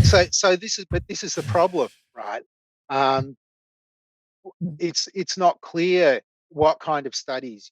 I said you got no clear results. That's part of the reason why you don't get clear results, but you just don't get. There isn't this massive body of evidence that tells you, right, that religious people are happier, more satisfied, flourish more than people who are not. It's complicated in other ways, but we probably don't want to. We can move on. I mean, I was just saying the population studies, they just pick up trends. The ones that would actually count would be the ones that actually look at the people in the population and control for different factors. And so, in the country that has the higher, incarceration, higher rates of crime, is it the religious people that are committing the crime, and so on. Yeah, sure, but that's. I mean, it depends how these studies are done, right? So because you can look at populations where as I said, you can do this down to quite small local populations. So you can look at populations that are 100% reporting religious, right, in these studies, as opposed to ones where their kind of assessment is much less than 100%. Well, so, I mean, we've got to add religion isn't a homogenous thing. And we could also add that atheism isn't a homogenous thing either. There's, those population studies are seriously brought down by the Middle East. And that was one of, I will mention this one point now that you've brought it up, that it's not, one of the things that really hasn't been satisfactorily addressed in the social scientific studies is the question about whether it's having robust and resilient beliefs or having religious beliefs that's the important factor. And that's really hard to study because there just aren't big enough pools of naturalists that can be kind of randomly sampled to determine whether it's just the robustness and resilience that matters. There are certainly little studies that have been done that support that view, a few over the last 30 years, but nobody who does big population studies takes it seriously. So we just don't have any data. Some of the smaller studies take into account intrinsic religiosity versus extrinsic, and they find intrinsic religiosity is correlated with longevity and so on, other positive things, whereas extrinsic doesn't have much benefit. Yeah, but the same thing goes for kind of having a sort of serious commitment to your values, but being a non-believer, right? It's just that the studies that identify those people are few and far between. Yeah, right. There's definitely a debate Right, to be had there. and so there's this big question mark. There's this big question mark that just hasn't been satisfactorily addressed. So to go back to where I started, I don't think that there's very good support for that second premise. There's just a kind of question mark. Right. So back to the epistemology. You didn't like my term self-evident or intuition, but I think we need to have some kind of term. Would you like to offer one? Well, not really. My view is that you don't kind of lay down foundations that just sit there forever. Right. I'm not a foundationalist in the way that, say, Plantinga is. I do think, and here my view is sort of closer to William Alston's view, that you have to trust your methods, right? So you have to trust perception, but bearing in mind the limitations. You have to rely on your memory, bearing in mind the limitations. You have to rely on testimony, bearing in mind in particular the limitations there, right? You can't be a successful agent and a successful believer if you don't do those things. But it's not that you have a faculty of intuition that you rely upon. It's rather that you develop a bunch of beliefs and you only make modifications to those beliefs when you've got reason not to do so. What I think intuition is just beliefs, right? So that's what I think they are. I'm skeptical that we have intuitions in any other sense. Right. Do you have anything to say, Eddie? Yeah, I guess I think what you're trying to get at, Arjuna, is that there's certain things about the world that we sort of have to presuppose or accept as evident truths, like that our senses are reliable or that our right. Memories are fairly reliable. But I guess maybe the jump is, can theism be lumped in the category of those evident things about the world? Well, it is to a person who that's their experience of reality. So you might take it that it's a deliverance of your faculties in conditions where they're fully reliable, that theism is true. That seems to me a position that you could hold. Reminds me of Richard Dawkins' point about it being wired into us. Plantinga's view would be theism is wired into us by God, therefore we can trust that wiring to give us valid, true beliefs. So maybe we could discuss, I guess, the Hare Krishna orthopraxy and our sort of methodology for realizing God through sadhana and through spiritual practice. Orthopraxy? I guess, the recitation of God's names through our, through the Hare Krishna mantra. Right. Yeah. So I think. Do you want to elaborate upon that? Yeah. Either one of us. Why you haven't talked much? Why don't you go up and to the talk? I guess, yeah. So in our the Hare Krishna tradition, I guess Runa was mentioning, it has an experiential component where you can understand and know God through experience. And in our tradition, we're famous for the Hare Krishna mantra. And the idea behind this practice is that by chanting God's names, by chanting Krishna's names, one can have sort of a direct perception of God when they're further advanced. But even before that point, by chanting Krishna's name, you can have I guess, a spiritual experience that's grounded in contact with God. And for a practitioner, when they have these experiences, we would argue that they're within their epistemic rights to take these as paradisal experiences of God, sort of like the argument from experience, I guess. So I guess maybe, let's say there's a Hare Krishna and he's chanting the mantra and he comes to have this spiritual experience that he takes to be grounded in contact with God, can we say that it's evident that he's perceiving God at that point? It depends who we are. Right? I'm not going to say that. I guess is the person who's because I having don't think that there's a God, right? So Mhm. I'm kind of confident that that's not what's going on. Is he within his rights to claim that? I don't mind if he does. I don't see that he's open to any. There's. It's not like there's some short and simple thing I can say to him to disabuse him of the notion that he's in contact with God, right? I just don't see that anybody is going to have that power, right? And I mean, this is somebody who's been. I'm imagining somebody who's been a practitioner for quite a while. They've got a very good understanding of the religion and the point of the ritual and so on. Of course, if things are going the way that they expect they'll go when they're engaged in the practice, that's what they're going to think, and it's perfectly reasonable for them to do so, according to me. That's interesting because, from my understanding, many sort of popular atheists would vehemently deny that they are experiencing anything supernatural and that they're sort of I not don't think that justified. I don't think that there's a supernatural experience, because I don't think that there's a God, right, to be experienced. But I'm not denying that there's all kinds of interesting experiences that you can have in trance-like states, in kind of repetitive musical states, in meditative states, and so on. And the interpretations that are put upon those experiences vary.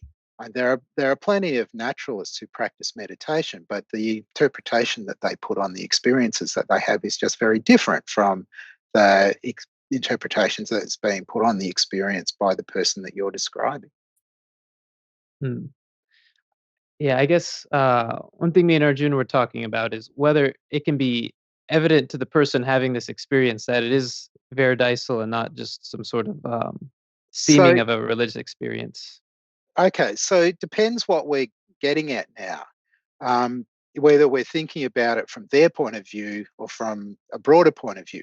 You can tell what I'm going to say. It can seem to them that it's veridical, but I'm going to dispute that it is, and they're going to insist that it is, right? That doesn't strike me as a scenario in which we have to say that anybody is being irrational.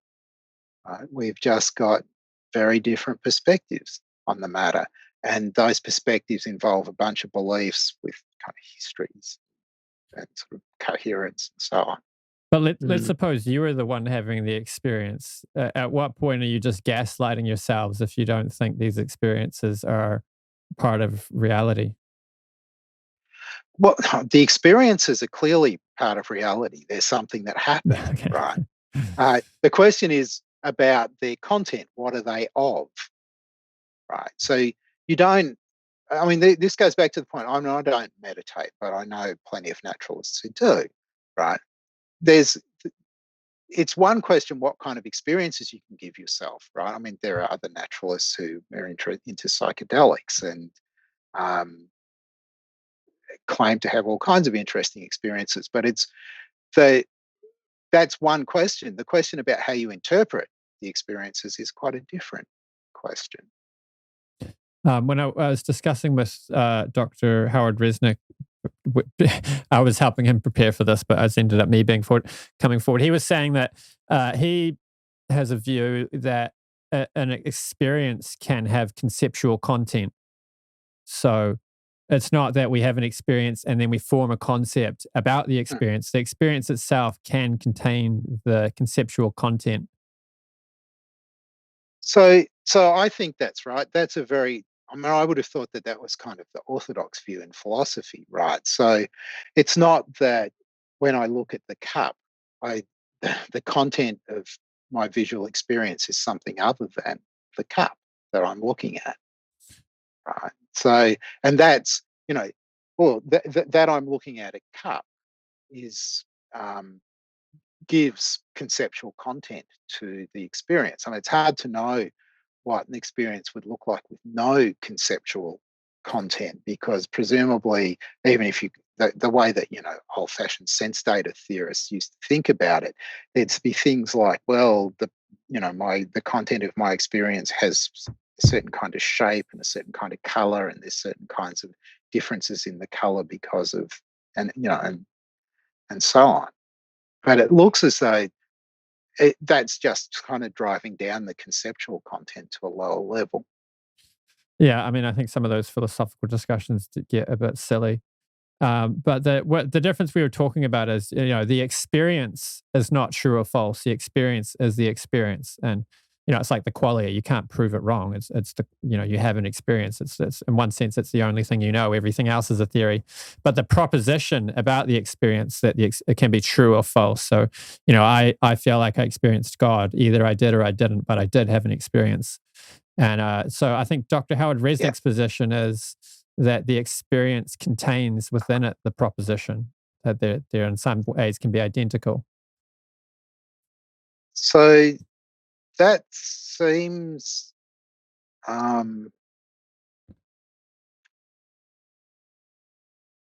don't think that you can identify an experience and a proposition, right? You might think that that there's some content that the experience has that you can't separate from it, which other people would want to describe as an interpretation of the experience, right? So, but it's going to be, I think it's going to be quite tricky to claim that where there's people say, with perceptual experience, it's going to be very difficult to make this kind of case.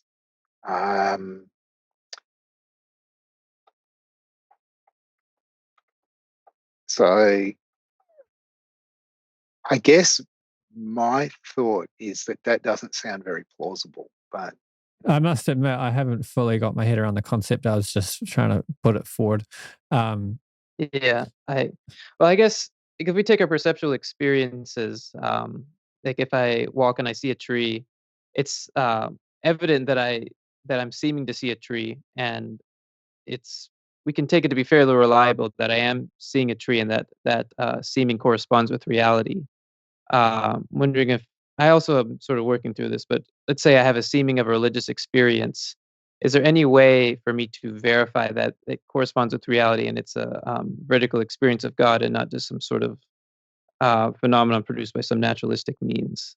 I think maybe Resnick would say that there's when you have that seemings, there's something about it that makes it evident that it is veridical and corresponds to a sort of supernatural contact with God. yeah, so I guess I'm a bit skeptical about the talk about seemings, but let's put that to one side. When I think perceptual seemings, right? It's the tree that we see, and exactly what's the account of how it comes about that when we're both looking at the tree, we both see the tree. I'm not sure that talking about seemings is actually going to play any role in explaining our perception of the tree, right? But let's put that to one side. For other kinds of experiences, is it going to be right to talk about seemings? Well, sometimes, like maybe, but maybe the seeming is already to import some conceptual content. I don't know. And I'm also just kind of working through this at the moment as we're discussing it. Yeah. Actually, on this topic, no, go on.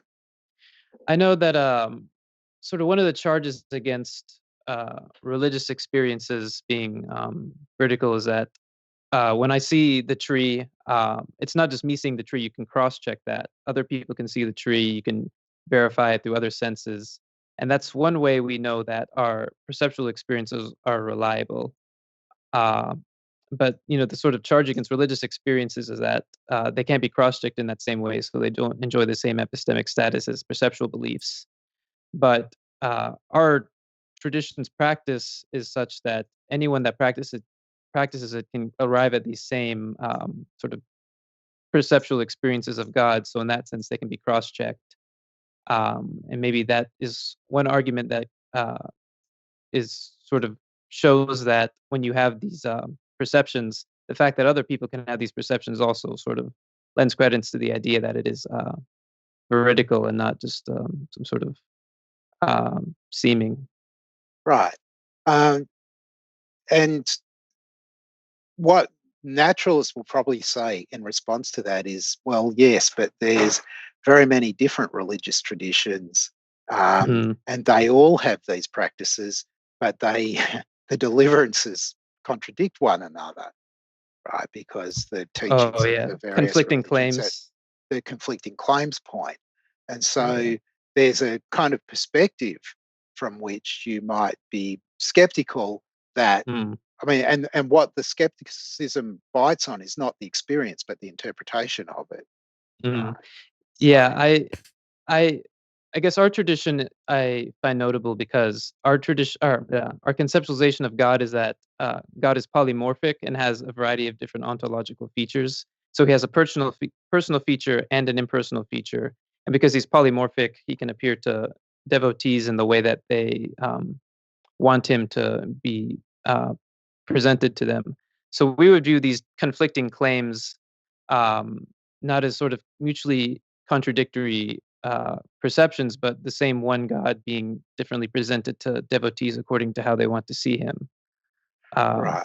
And so I have recently been in conversation with a Christian who makes exactly the same claim, but that is that the kind of sincere reports from all of the world's religions are all reports of perceptions of the triune Christian God, right? And so we still have this conflicting claims problem. It's just been pushed up a level because your polymorphic God could be impersonal or personal, whereas the Christian God is just triune and personal, right? But you're both making the same move in saying that everybody, regardless of their religious experience, is experiencing my God. Right? And that's still, from the point of view, from a kind of naturalist perspective, that still raises a big question. Yeah, maybe I'd be willing to compromise a little and say that these experiences may not prove that there's our specific conceptualization of God that's there, but there's at least some deity out there. Maybe it's the Christian God, maybe it's Krishna, but maybe if these religious experiences can't arrive at a particular conception of God, they can at least arrive at some God that's out there and existing. Right. So I think what a naturalist will say is, well, no, obviously what's going on here is there's certain sorts of experiences and people are putting different interpretations on them. And another perfectly acceptable interpretation is just going to be, there isn't anything that lies behind the experiences. We're going to tell some more debunking story about the origins of the experience. And that would also seem to be something that would be kind of on the table, and you get back to the kind of friendly position that I wanted to defend from the beginning, at least as far as when it comes to the kind of reasonableness of interpreting the world, either in religious or non-religious terms. My objection to the debunking stories idea is, how do you come up with a criteria by which you debunk spiritual experiences, which isn't equally devastating for competing worldviews? Because if you're not trusting your, what I'm calling intuitions and experiences, then what have you got left? So, but we weren't disputing the trustworthiness of things like perceiving the tree or the car or remembering what you learnt in elementary school when you were doing arithmetic and so on. There's lots and lots of stuff that we all agree we can rely on our faculties to deliver. And part of what, I mean, this is a point that was just made, part of what makes us confident about these things is the universal cross-checking that we do. We all agree about basic arithmetic and trees and cars and so on. I mean, there may be some of us who lack the relevant concepts, and so we exclude them, but everybody who's got the relevant concepts. We just don't get that kind of agreement in religion. That's what marks out religion as special in a certain kind of way. It doesn't cast any doubt on our knowledge about everything else. And that was the point that I made before when I said that I was that my view about our faculties is much like the view that William Alston defends that he gets from Thomas Reid. Right? Reid, of course, thought that his story would extend to a kind of defense of religious experience. Sorry, not a defense, but it's sort of the claim that we should all be religious. Not so sure about Alston that was his aim. He was more interested in just defending the idea that you could reasonably suppose that your religious experiences were veridical in the way the others are. But the point I want to take from it is just that you can take a story where you accept the reliability of perception, memory, and so on, but not have it extend to areas where there's just massive disagreement, like religion, because obviously in that case there's something not quite veridical going on. Well, if we bring in virtue epistemology, that people who are qualified to have these experiences have them, and they've qualified themselves by purifying their heart or elevating their consciousness. And then we see that people who have elevated their consciousness have consistently, like even if you go through history, you see like Thomas Aquinas wrote all this works. And then at one point in his life, he had some spiritual epiphany and he said, this is all useless. And then, if we look at, someone in our tradition looks at his work would say, yeah, it's kind of scratching the surface of the honey jar, but it's not really getting into the honey jar. So Thomas Aquinas had this same realization about his work that a Vaishnava Acharya has about his work. And a lot of Christian saints, when they become advanced, they become vegetarian. And so there's a lot of common realizations that people will cross-culturally come to through elevating their consciousness through a spiritual process. So I'm not sure about the story about Aquinas. I think that happened very late in his life, like only just before he died. And there's some suspicion that he may have been losing his faculties at that point. So I mean, it's kind of it's going to be tricky to pin it, to kind of pin the claim that you wanted to make on him, I think. Well, again, we might come to a stalemate where it's fully consistent with both stories and I favor mine and you favor yours. Yeah. But at least I think we've got a story that works. It explains the data. Like later on, through his spiritual process, he became more elevated. He had a spiritual epiphany and came to this realization that you're welcome to have an alternative explanation, which proves that my explanation isn't the only one that flies. Well, it doesn't prove it. It's just I have read. I can dimly recall reading about the last part of Aquinas' life, and the kind of account that I read was not suggesting that this was kind of an epiphany and an elevated state of consciousness. It was suggesting that he was just losing his marbles at this point. I mean, I would suggest that the idea that, we all know a tree because we all have the same experience could be, in some sense, be seen as an appeal to popularity. The way to prevent it from being an appeal to popularity is to bring in qualifications. So people whose brains are working well, who are qualified to perceive the tree, all perceive the tree. And people who are suffering from mental illness, they might not have the same perception, but we don't need to worry about them because they're not qualified. In a similar way, with Krishna consciousness, people who are qualified come to the same conclusions about Krishna consciousness as each other.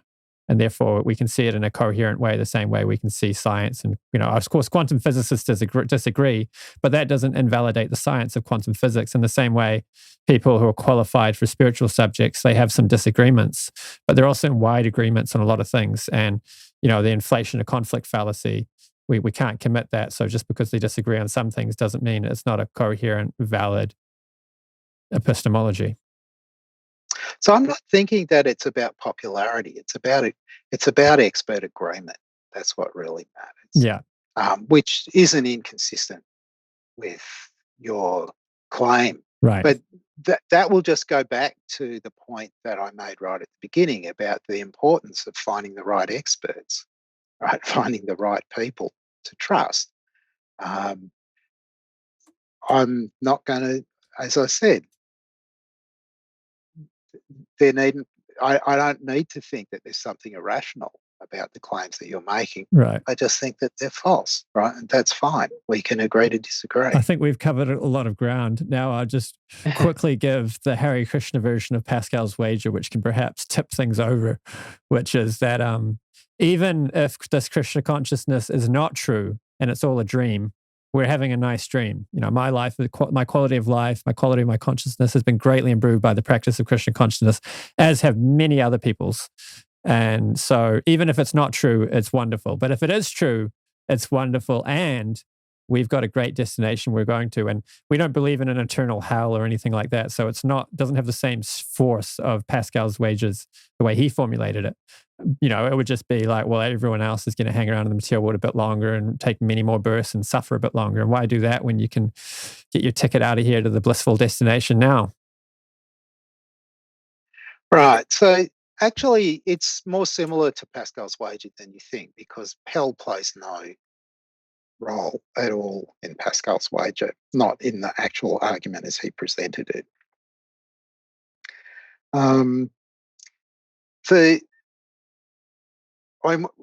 One thing to remember is that it might be true that engaging in meditation, for example, and chanting and so on actually does turn out to be very good for you. There's a kind of empirical question there, I think, that's related to the more general benefits of religion question, which we've already discussed.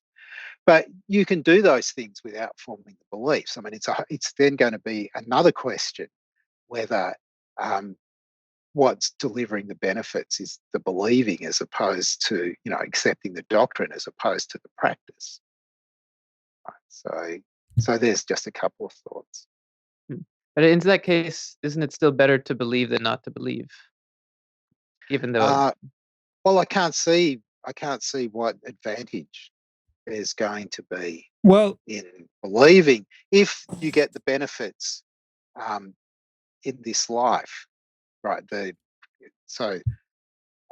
What Arjuna said was, that you feel much more relaxed and happy in this life. Well, those benefits are going to be available to people so there's an empirical question. Well, okay, is it the beliefs or is it the practices that are responsible for that?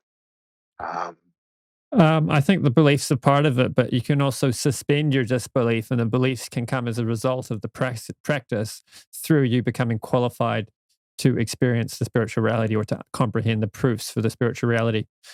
I think it is different from Pascal's wager because he made it very powerful by applying infinites. Like you've got a non-zero possibility that God exists, and you've got an infinite amount of hell and torment if he does exist and you don't practice. That's not in there. But you have okay. Well, that's how you have an people argue infinite it. amount of happiness in heaven.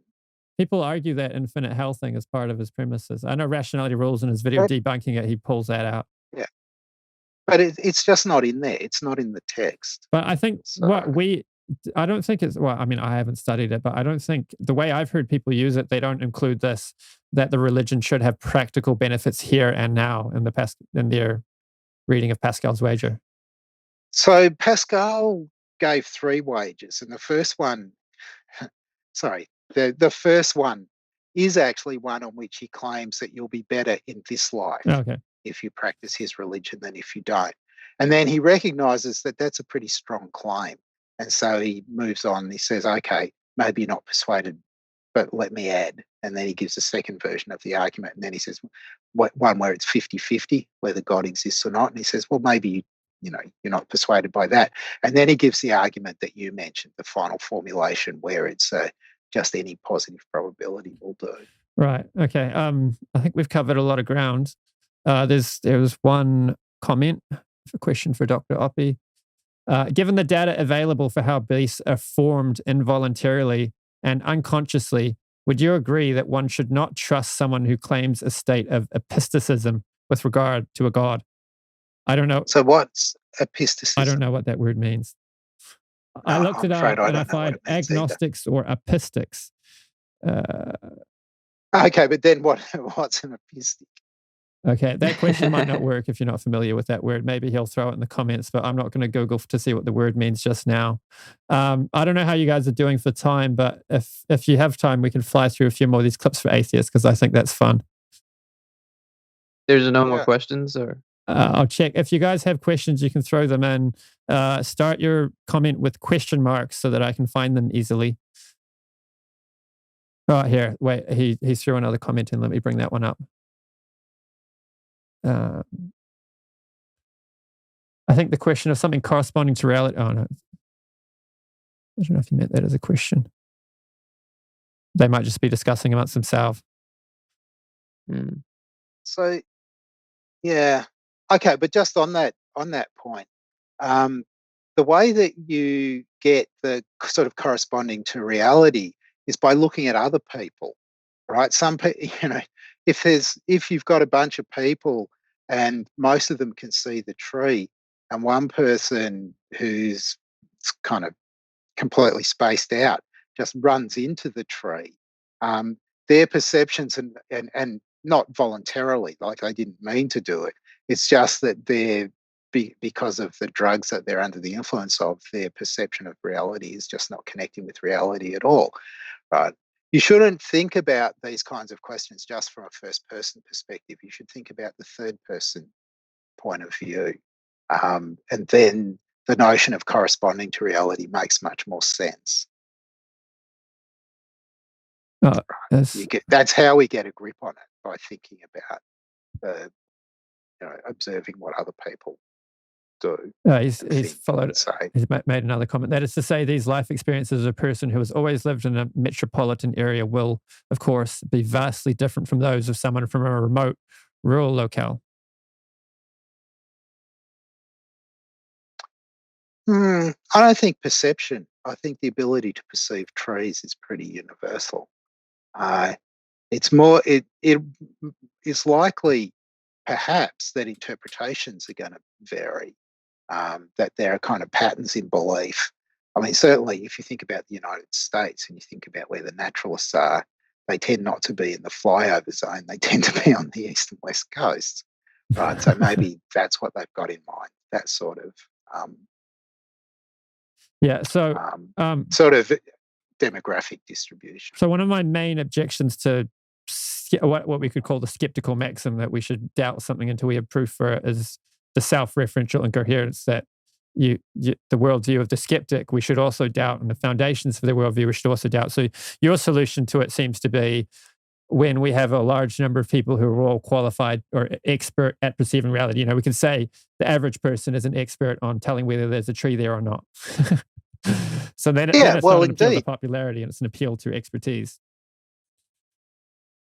So, ordinary people are very good at things like telling that there's a cat in the backyard, for example, or in the tree.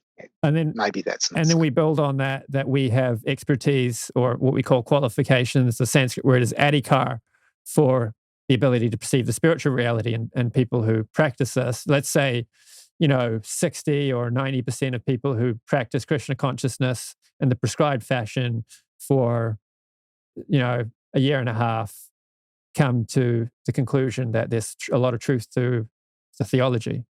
Then we could say, by following that, they've, it's like getting a scientific education. They elevate their consciousness to the point where they're able to perceive the truth of this. So then we have the same kind of thing that you have for a tree. Right, and presumably practitioners of every other religion will say the same kind of thing as well. And that's I'm not going to get into an argument with you about it. Well, one solution to that, which of course this would be debatable, but the solution could be that, like the ascending levels of realization, you get people waking up and saying, oh, this is real life, but you don't get people waking up and saying, oh, I've fallen into a dream. That was my real life. That's not very common anyway, if that happens. So you might get people, Muslims becoming Hare Krishnas or Christians becoming Hare Krishnas, but it might be somewhat rare for a Hare Krishna to become a Christian because of the ascending levels of realization. So that might be true. I have no idea about the kind of deconversion rates. Nor do I, but religions, right? So, and it will be interesting to kind of collect some data. Yeah, I'd love some good social science. There's so much social science work that needs to be done that isn't being done in these fields. To play devil's advocate, though, would probably be also tough because the reason for deconversion might not be you found a better metaphysical ideology, but you just found better friends, a better social network. Could also problematize things for that reason. Right. There are kind of interesting cases of deconversion, though, where philosophers write extended accounts of their deconversion. So maybe you could sort for kind of high quality. Yeah, you'd have to sort. I mean, there's stories of a devotee's in hospital in Fiji, and the devotees don't go and visit her. The Christians come and visit her. When she gets out of hospital, she becomes a Christian. That kind of thing's not surprising. But so you'd have to sort those kind of cases out. Yeah. Oh, I should check if if people dropped any questions down. No one started anything with question marks. So we're pretty much at 2 hours. So maybe you guys need to go. But if you've got time, I think it would be fun to go through some more of these clips from atheists, and we can just quick fire them.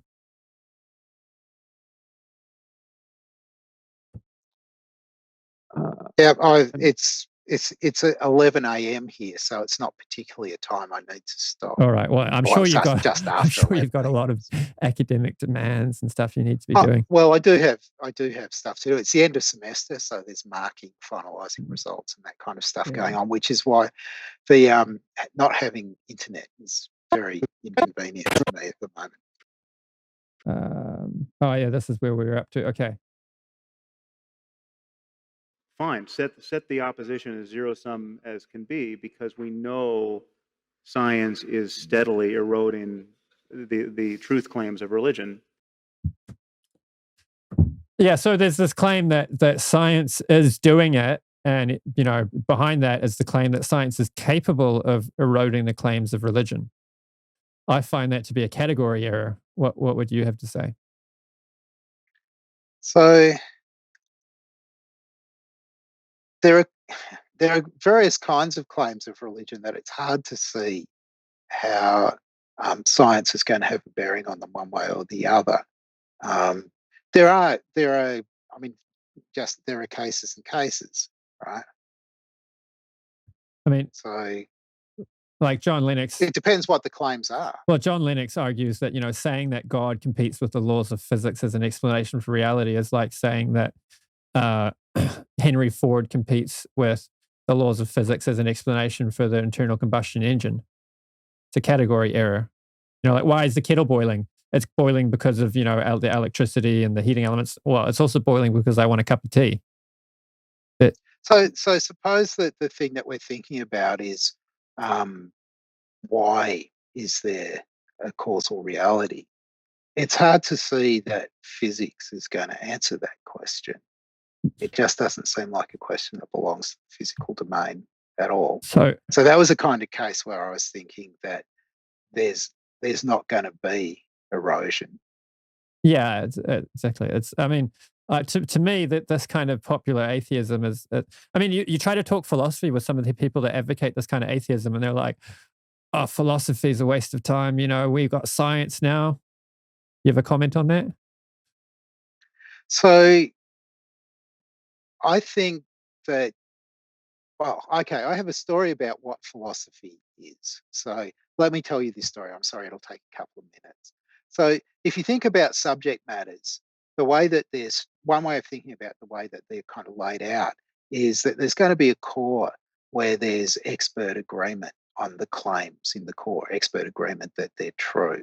And then around that, you have a kind of region where there's at least expert agreement on the kinds of methods that that will eventually tell us whether the claims are true or not. So all the stuff that we're currently researching and stuff that we'll research a bit into the future. But as you move a bit further out, you get to a region where there's no expert agreement on the claims. There's no expert agreement on the methods to be used in trying to investigate the claims. And at that point, you've kind of shaded into philosophy. That's where philosophy sits. But I think quite generally that this is the right way to think about philosophy. The subject matter of philosophy is such that we don't have expert agreement on claims and methods. There, along with all the other disciplines where you have this kind of philosophy of that sits around the penumbra, there are disciplines that are resolutely philosophical, like metaphysics and epistemology and ethics, normative stuff, and so on, where we just haven't figured out how to reach expert agreement on the truth of the claims in question.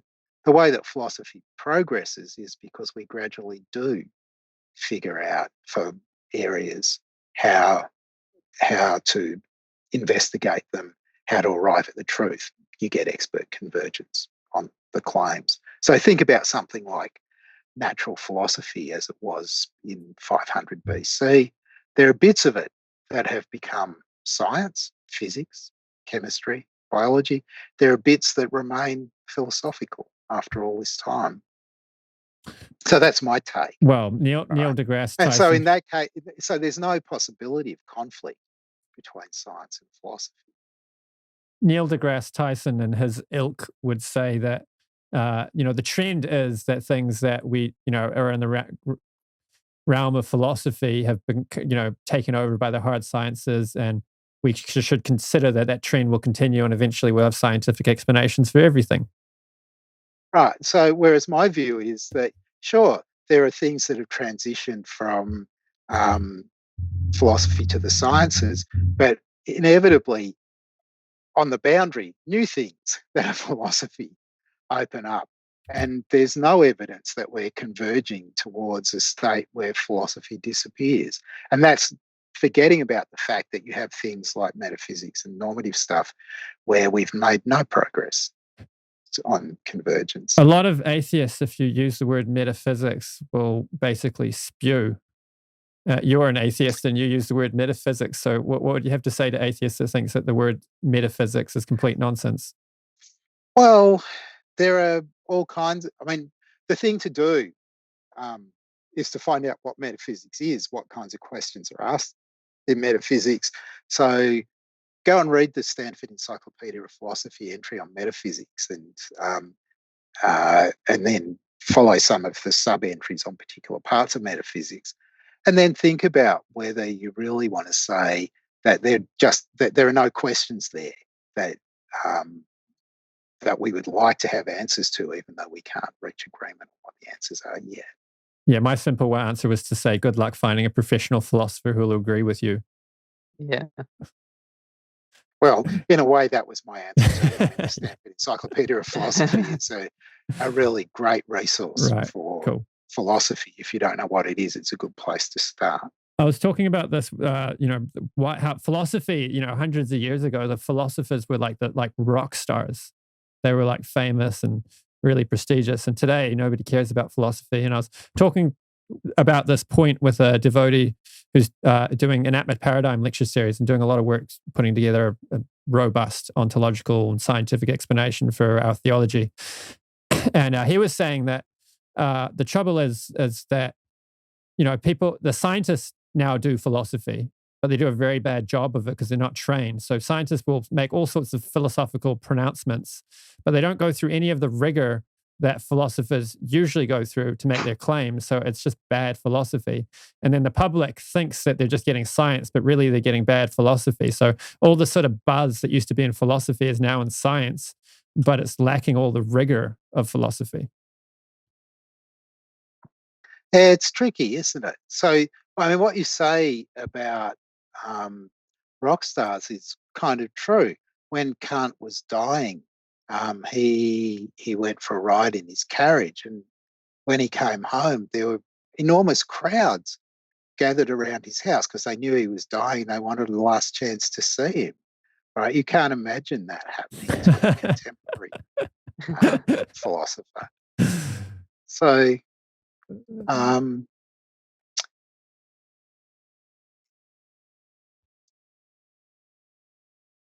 but I mean, given my account of philosophy, it's a long shot whether philosophers will actually make the kind of contribution that you'd really like to make, which is to turn something that was philosophy into something that isn't, right?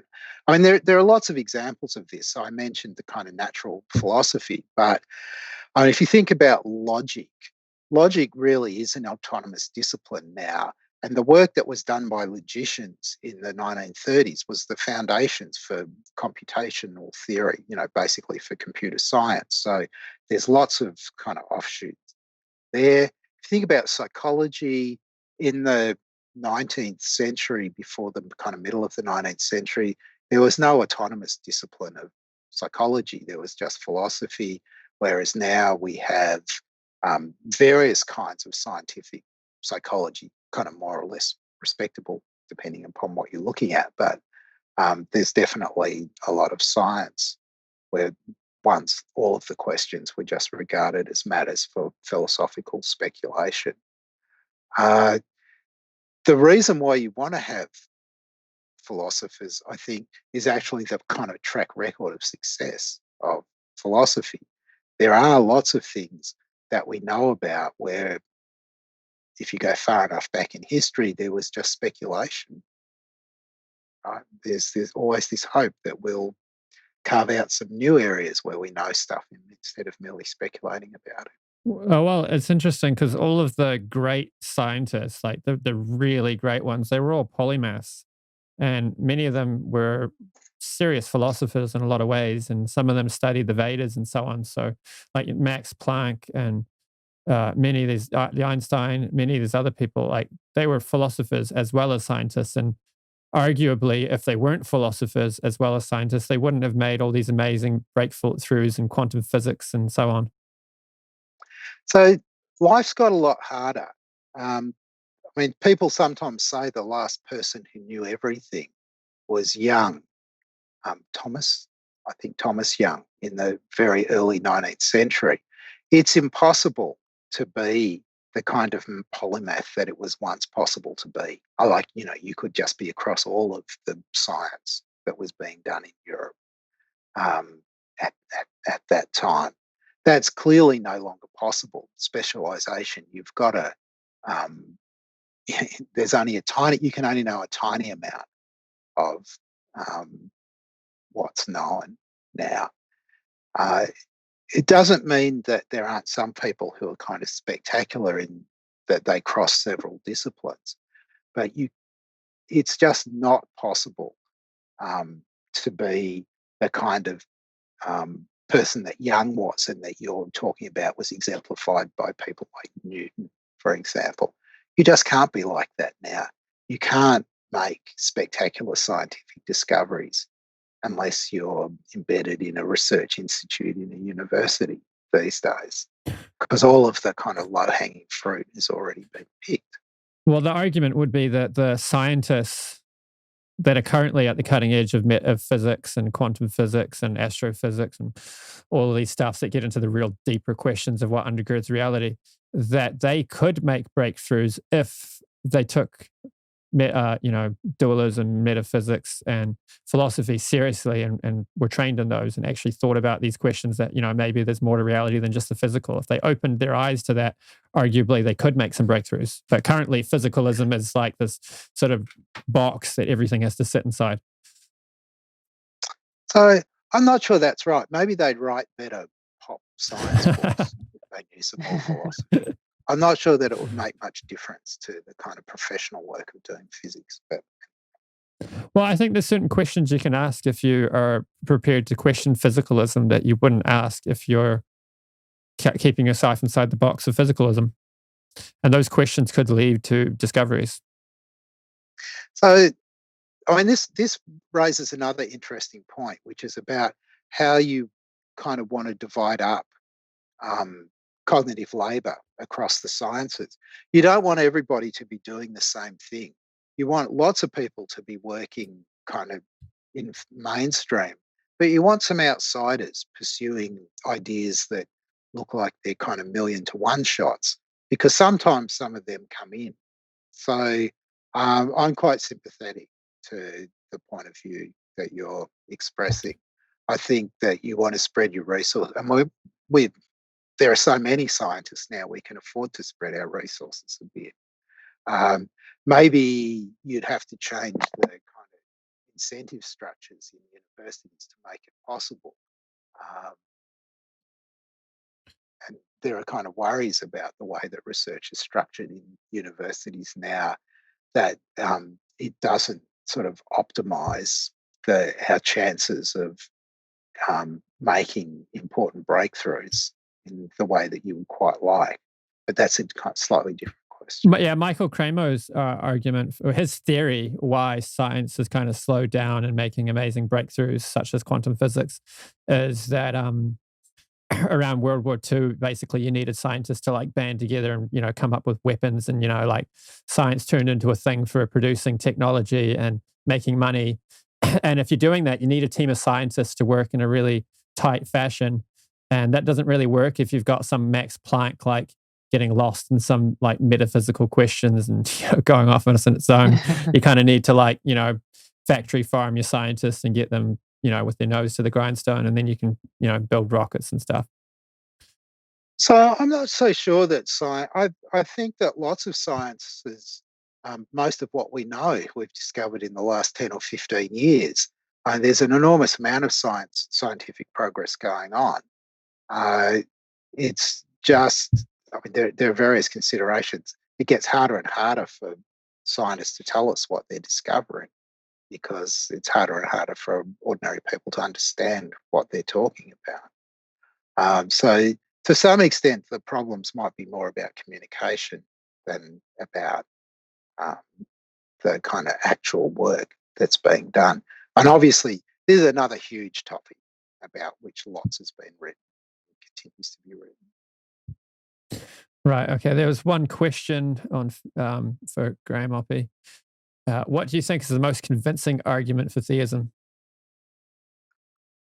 I don't think there are any convincing arguments. So, oh, you wrote a book on that, eh? Short answer. But, okay, so what the person I think who came closest to having the right approach was Richard Swinburne. I'm not a Bayesian, so I think that he didn't quite have the framework right. But the idea that you want to, and I also think that what he should have done isn't made the argument comparative. So he just has this argument where he wants to arrive at a kind of verdict that's just about theism, and his view is that it's, you know, gets a 97% likely to be true or something on the calculation that he does. Whereas I think that a better way to proceed would be to say, look, let's take the best version of theism we can think of and the best version of the best competing view. Let's say it's naturalism, right? And now let's compare them in the terms that essentially Swinburne uses, but without the numbers. So first of all, a kind of prior probability. How simple are the theories? What's their comparative simplicity? And then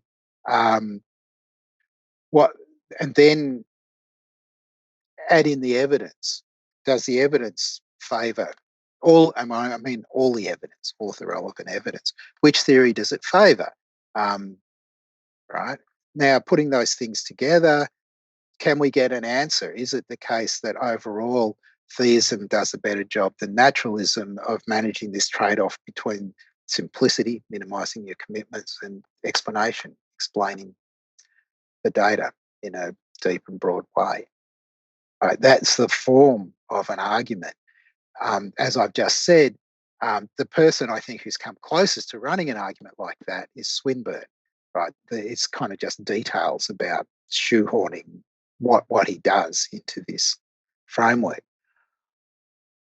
what I think is that argument, if anything, favours naturalism rather than theism, but the approach is correct, right?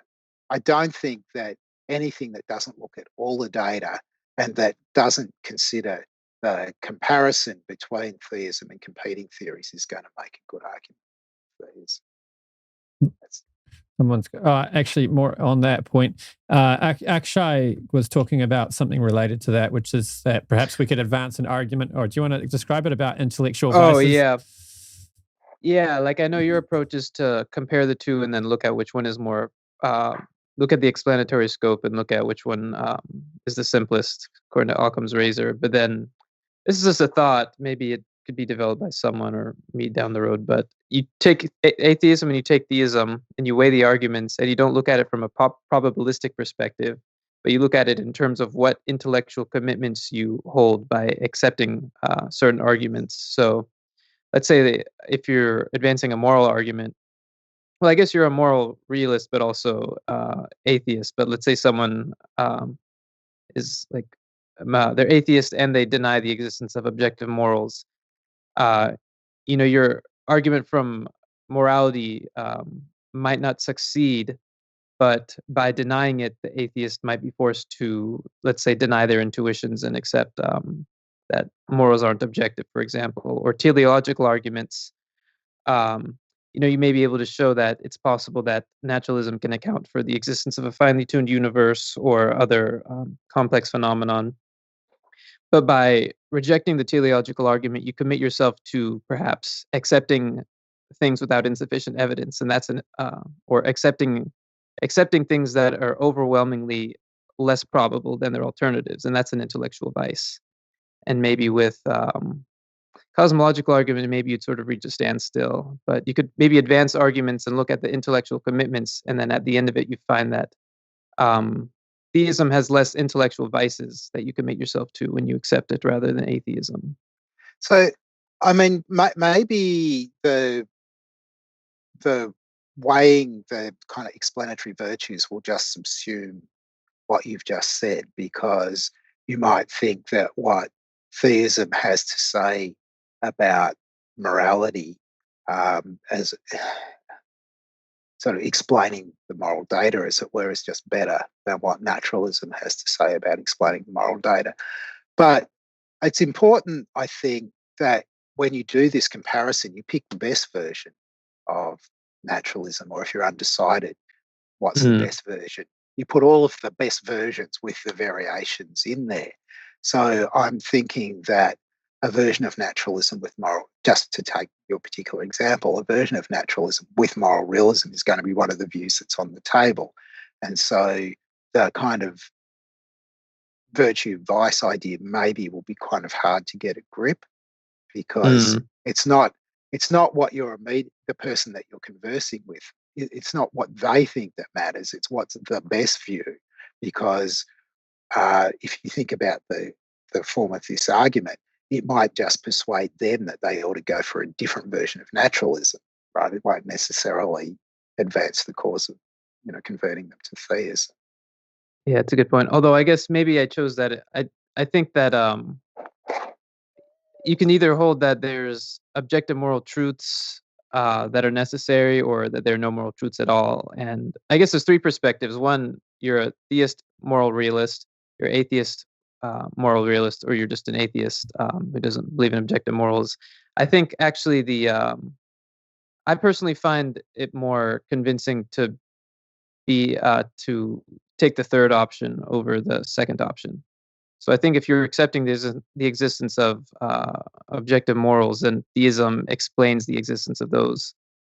A theistic worldview explains why there are objective morals rather better than a naturalistic explanation. Yeah, so we could have a long argument about that. Yeah, that's a topic in itself. Yeah. That would be a whole other 3 hours. I mean, obviously, we're going to start talking about Euthyphro dilemma and things like that, and it's going, and then it's not going to be clear in the end that you don't end up with kind of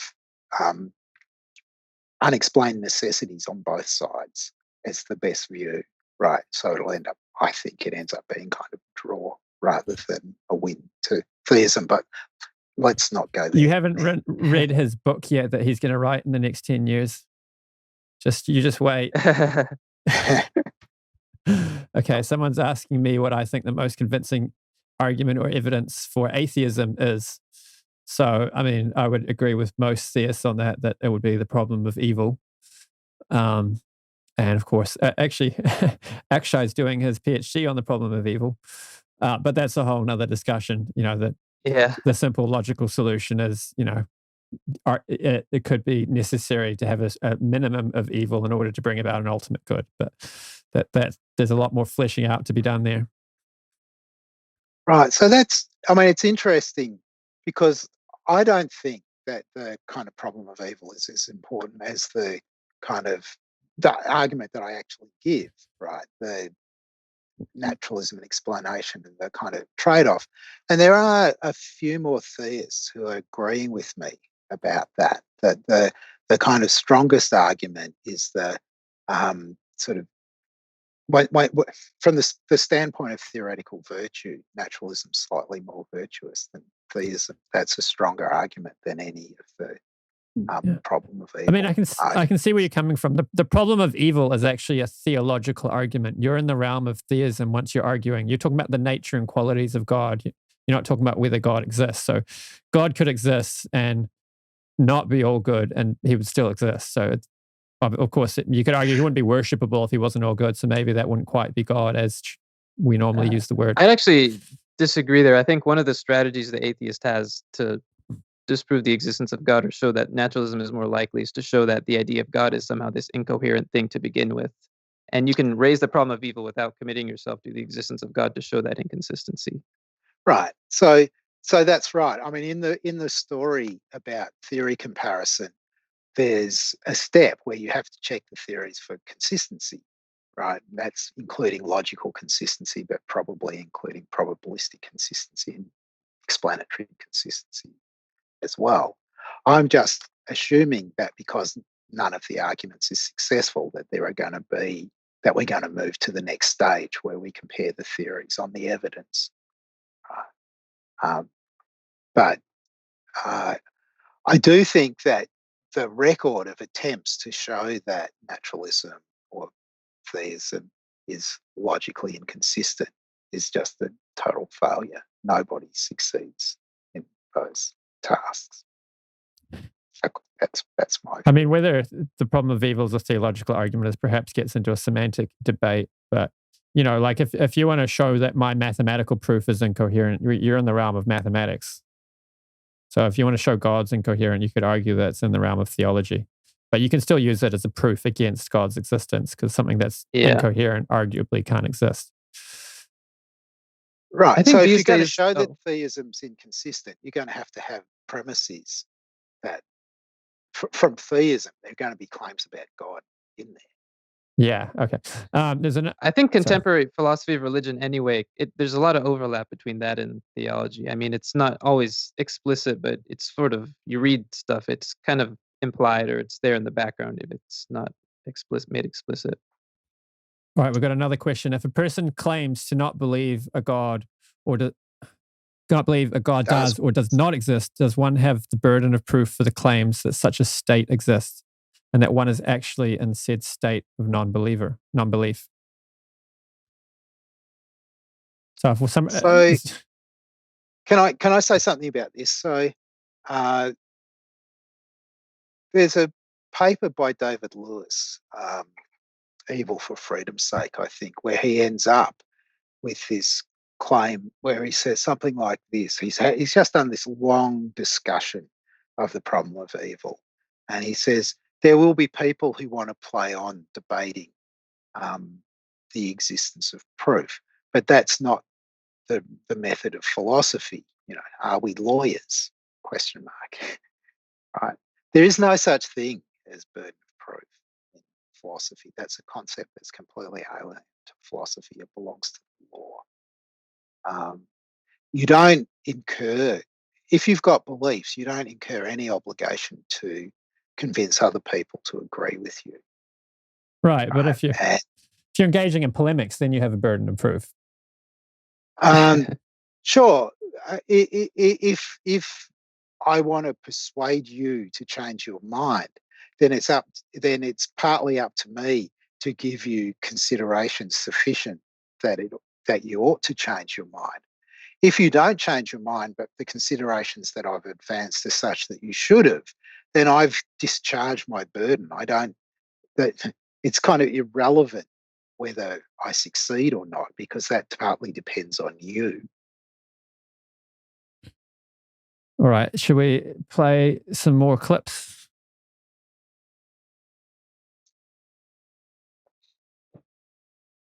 There. Question come in, a web question. It's from Cassandra Devine in Victoria. It's to Richard Dawkins. Why do you feel the need to express your views so stridently when they're not always welcome? Isn't it rather like going around to playgrounds and telling children that Santa Claus isn't real? The weird thing is that children manage to grow out of Santa Claus and for some reason... So the point here is that a lot of popular atheists will say, I don't believe in God any more than I just the same way I don't believe in fairies and goblins and, the Loch Ness Monster and so on. So they equate God with all these other mythical things. And so we should be a bit careful with this one. So background point. So Nelson Goodman famously said that everything, if you pick any two things, they're alike in ever so many ways and different in ever so many ways. So it's kind of empty to say that one thing's like another or that one thing's unlike another. You have to mention the respects. So that's the kind of first point. The second point is that really what we're comparing is not the entities, but the beliefs, right? So the belief that God exists is like the belief that Santa Claus exists in respect of its rationality, for example. Well, no, that's just not true, right? There are in the West, there are belief in Santa Claus is restricted to quite young children, and it's propped up in various kinds of ways. Belief in God is not like that. It spans the entire population, right? So if the claim that was being made was that belief in God and belief in Santa Claus are alike in their rationality, that's just obviously false. Now, maybe there's other ways of understanding what's being said there, but you need to fill in what is the respect in which they're similar? So here's something that Dawkins might have said. They're alike in the following way. They're both false. Okay. If that's what he was saying, then I don't object to him saying that. Right. But he didn't specify. And that means this is it's sort of like clickbait, really. Well, what he will mean, I've heard this argument made a lot, that its rationality is like Santa Claus. It's just as reasonable to believe in Santa as it is God. My argument... Okay, and in that case, I just think, well, that's obviously false. Because, Santa Claus doesn't solve any philosophical problems the way God's existence does, for example. But also it's just that there's a whole lot of stuff we know about belief in Santa Claus, right? About the way that it's propagated, about the interests, in particular the kind of commercial interests that are served by propagation of the belief and so on. And we just don't have similar information that we can pin on religious belief. Right? It's not an accident that the only people who believe in Santa Claus are kids under the age of about 6 or 7. The argument John Lennox gives against his one-liner is we don't have people coming to belief in Santa Claus in adulthood the way we do theism. Yeah, so maybe that's a pithier way of encapsulating some of the things that I just said. Sure. Cool. All right, let's do another one. I have no problems if, as we probe the origins of things, we bump up into the bearded man. If that shows up, we're good to go. Okay? Not a problem. There's just no evidence of it. And this is why religions are called faiths, collectively, because you believe something in the absence of evidence. I think this kind of view could perhaps be called epistemological empiricism. Or that's not the word, is it? Imperialism. Yeah, where it's like sort of this bullying thing that, we've got, you need to have the same kind of proof that we have, and only proof that, conforms to what proof for science, counts, and like none of these philosophical arguments or intuition or anything carry any weight. So on my story, the way that I told it when you were comparing the two worldviews, there was lots of stuff that counted as relevant evidence. So I would just say directly that your conception of evidence, whatever it is that you're operating with, is different from the conception of evidence that I'm going to operate with when I'm comparing the merits of theism and naturalism. Back on that point of belief being similar to Santa Claus, it reminds me of an intelligent design argument I heard that, you get people saying in defense of evolutionary theory that it's just as proven as gravity. And then the retort is, you don't find physicists saying gravity is just as proven as the theory of evolution. So they're obviously not quite the same thing.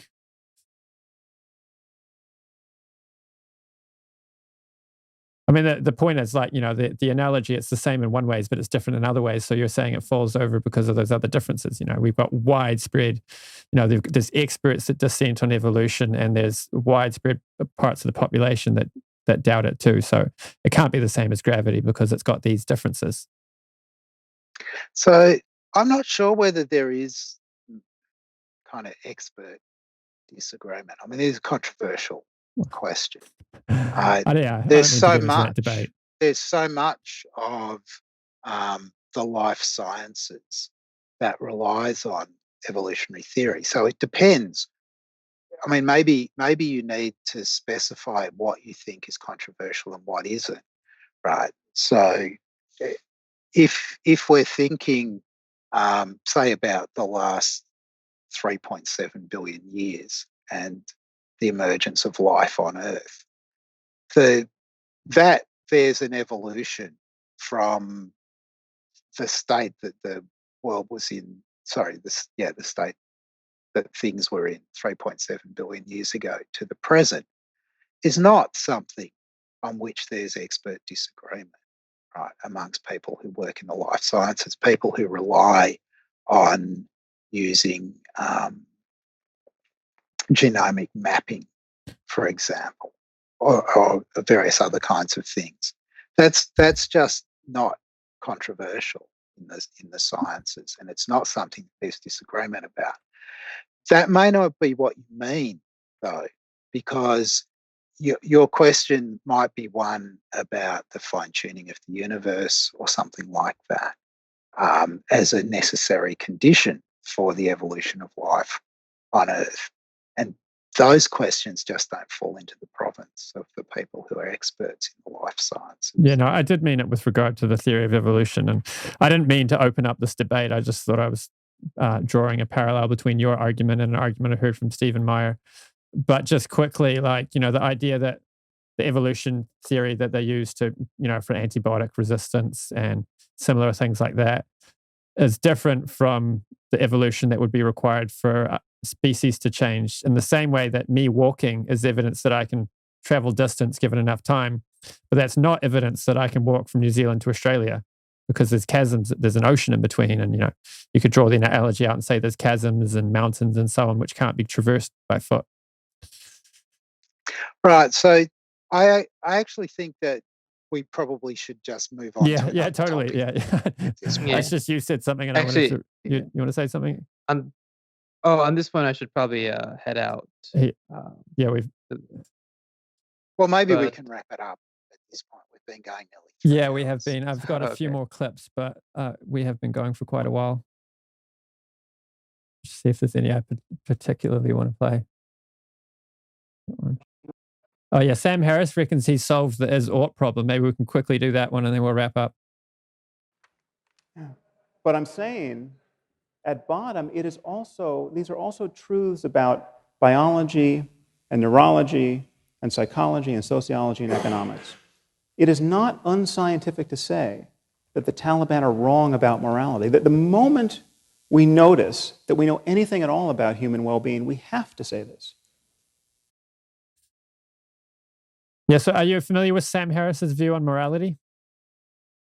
No, not really. I haven't read. He thinks he solved I haven't read the book. He thinks he solved the is-ought problem and he can use science to do the rest. But his assumption is that we should move towards the well-being of all living entities and move away from the suffering of all living beings. To me, that just smuggles in a value. You're assuming a value, and therefore you haven't solved the is-ought problem. You've just started with a value.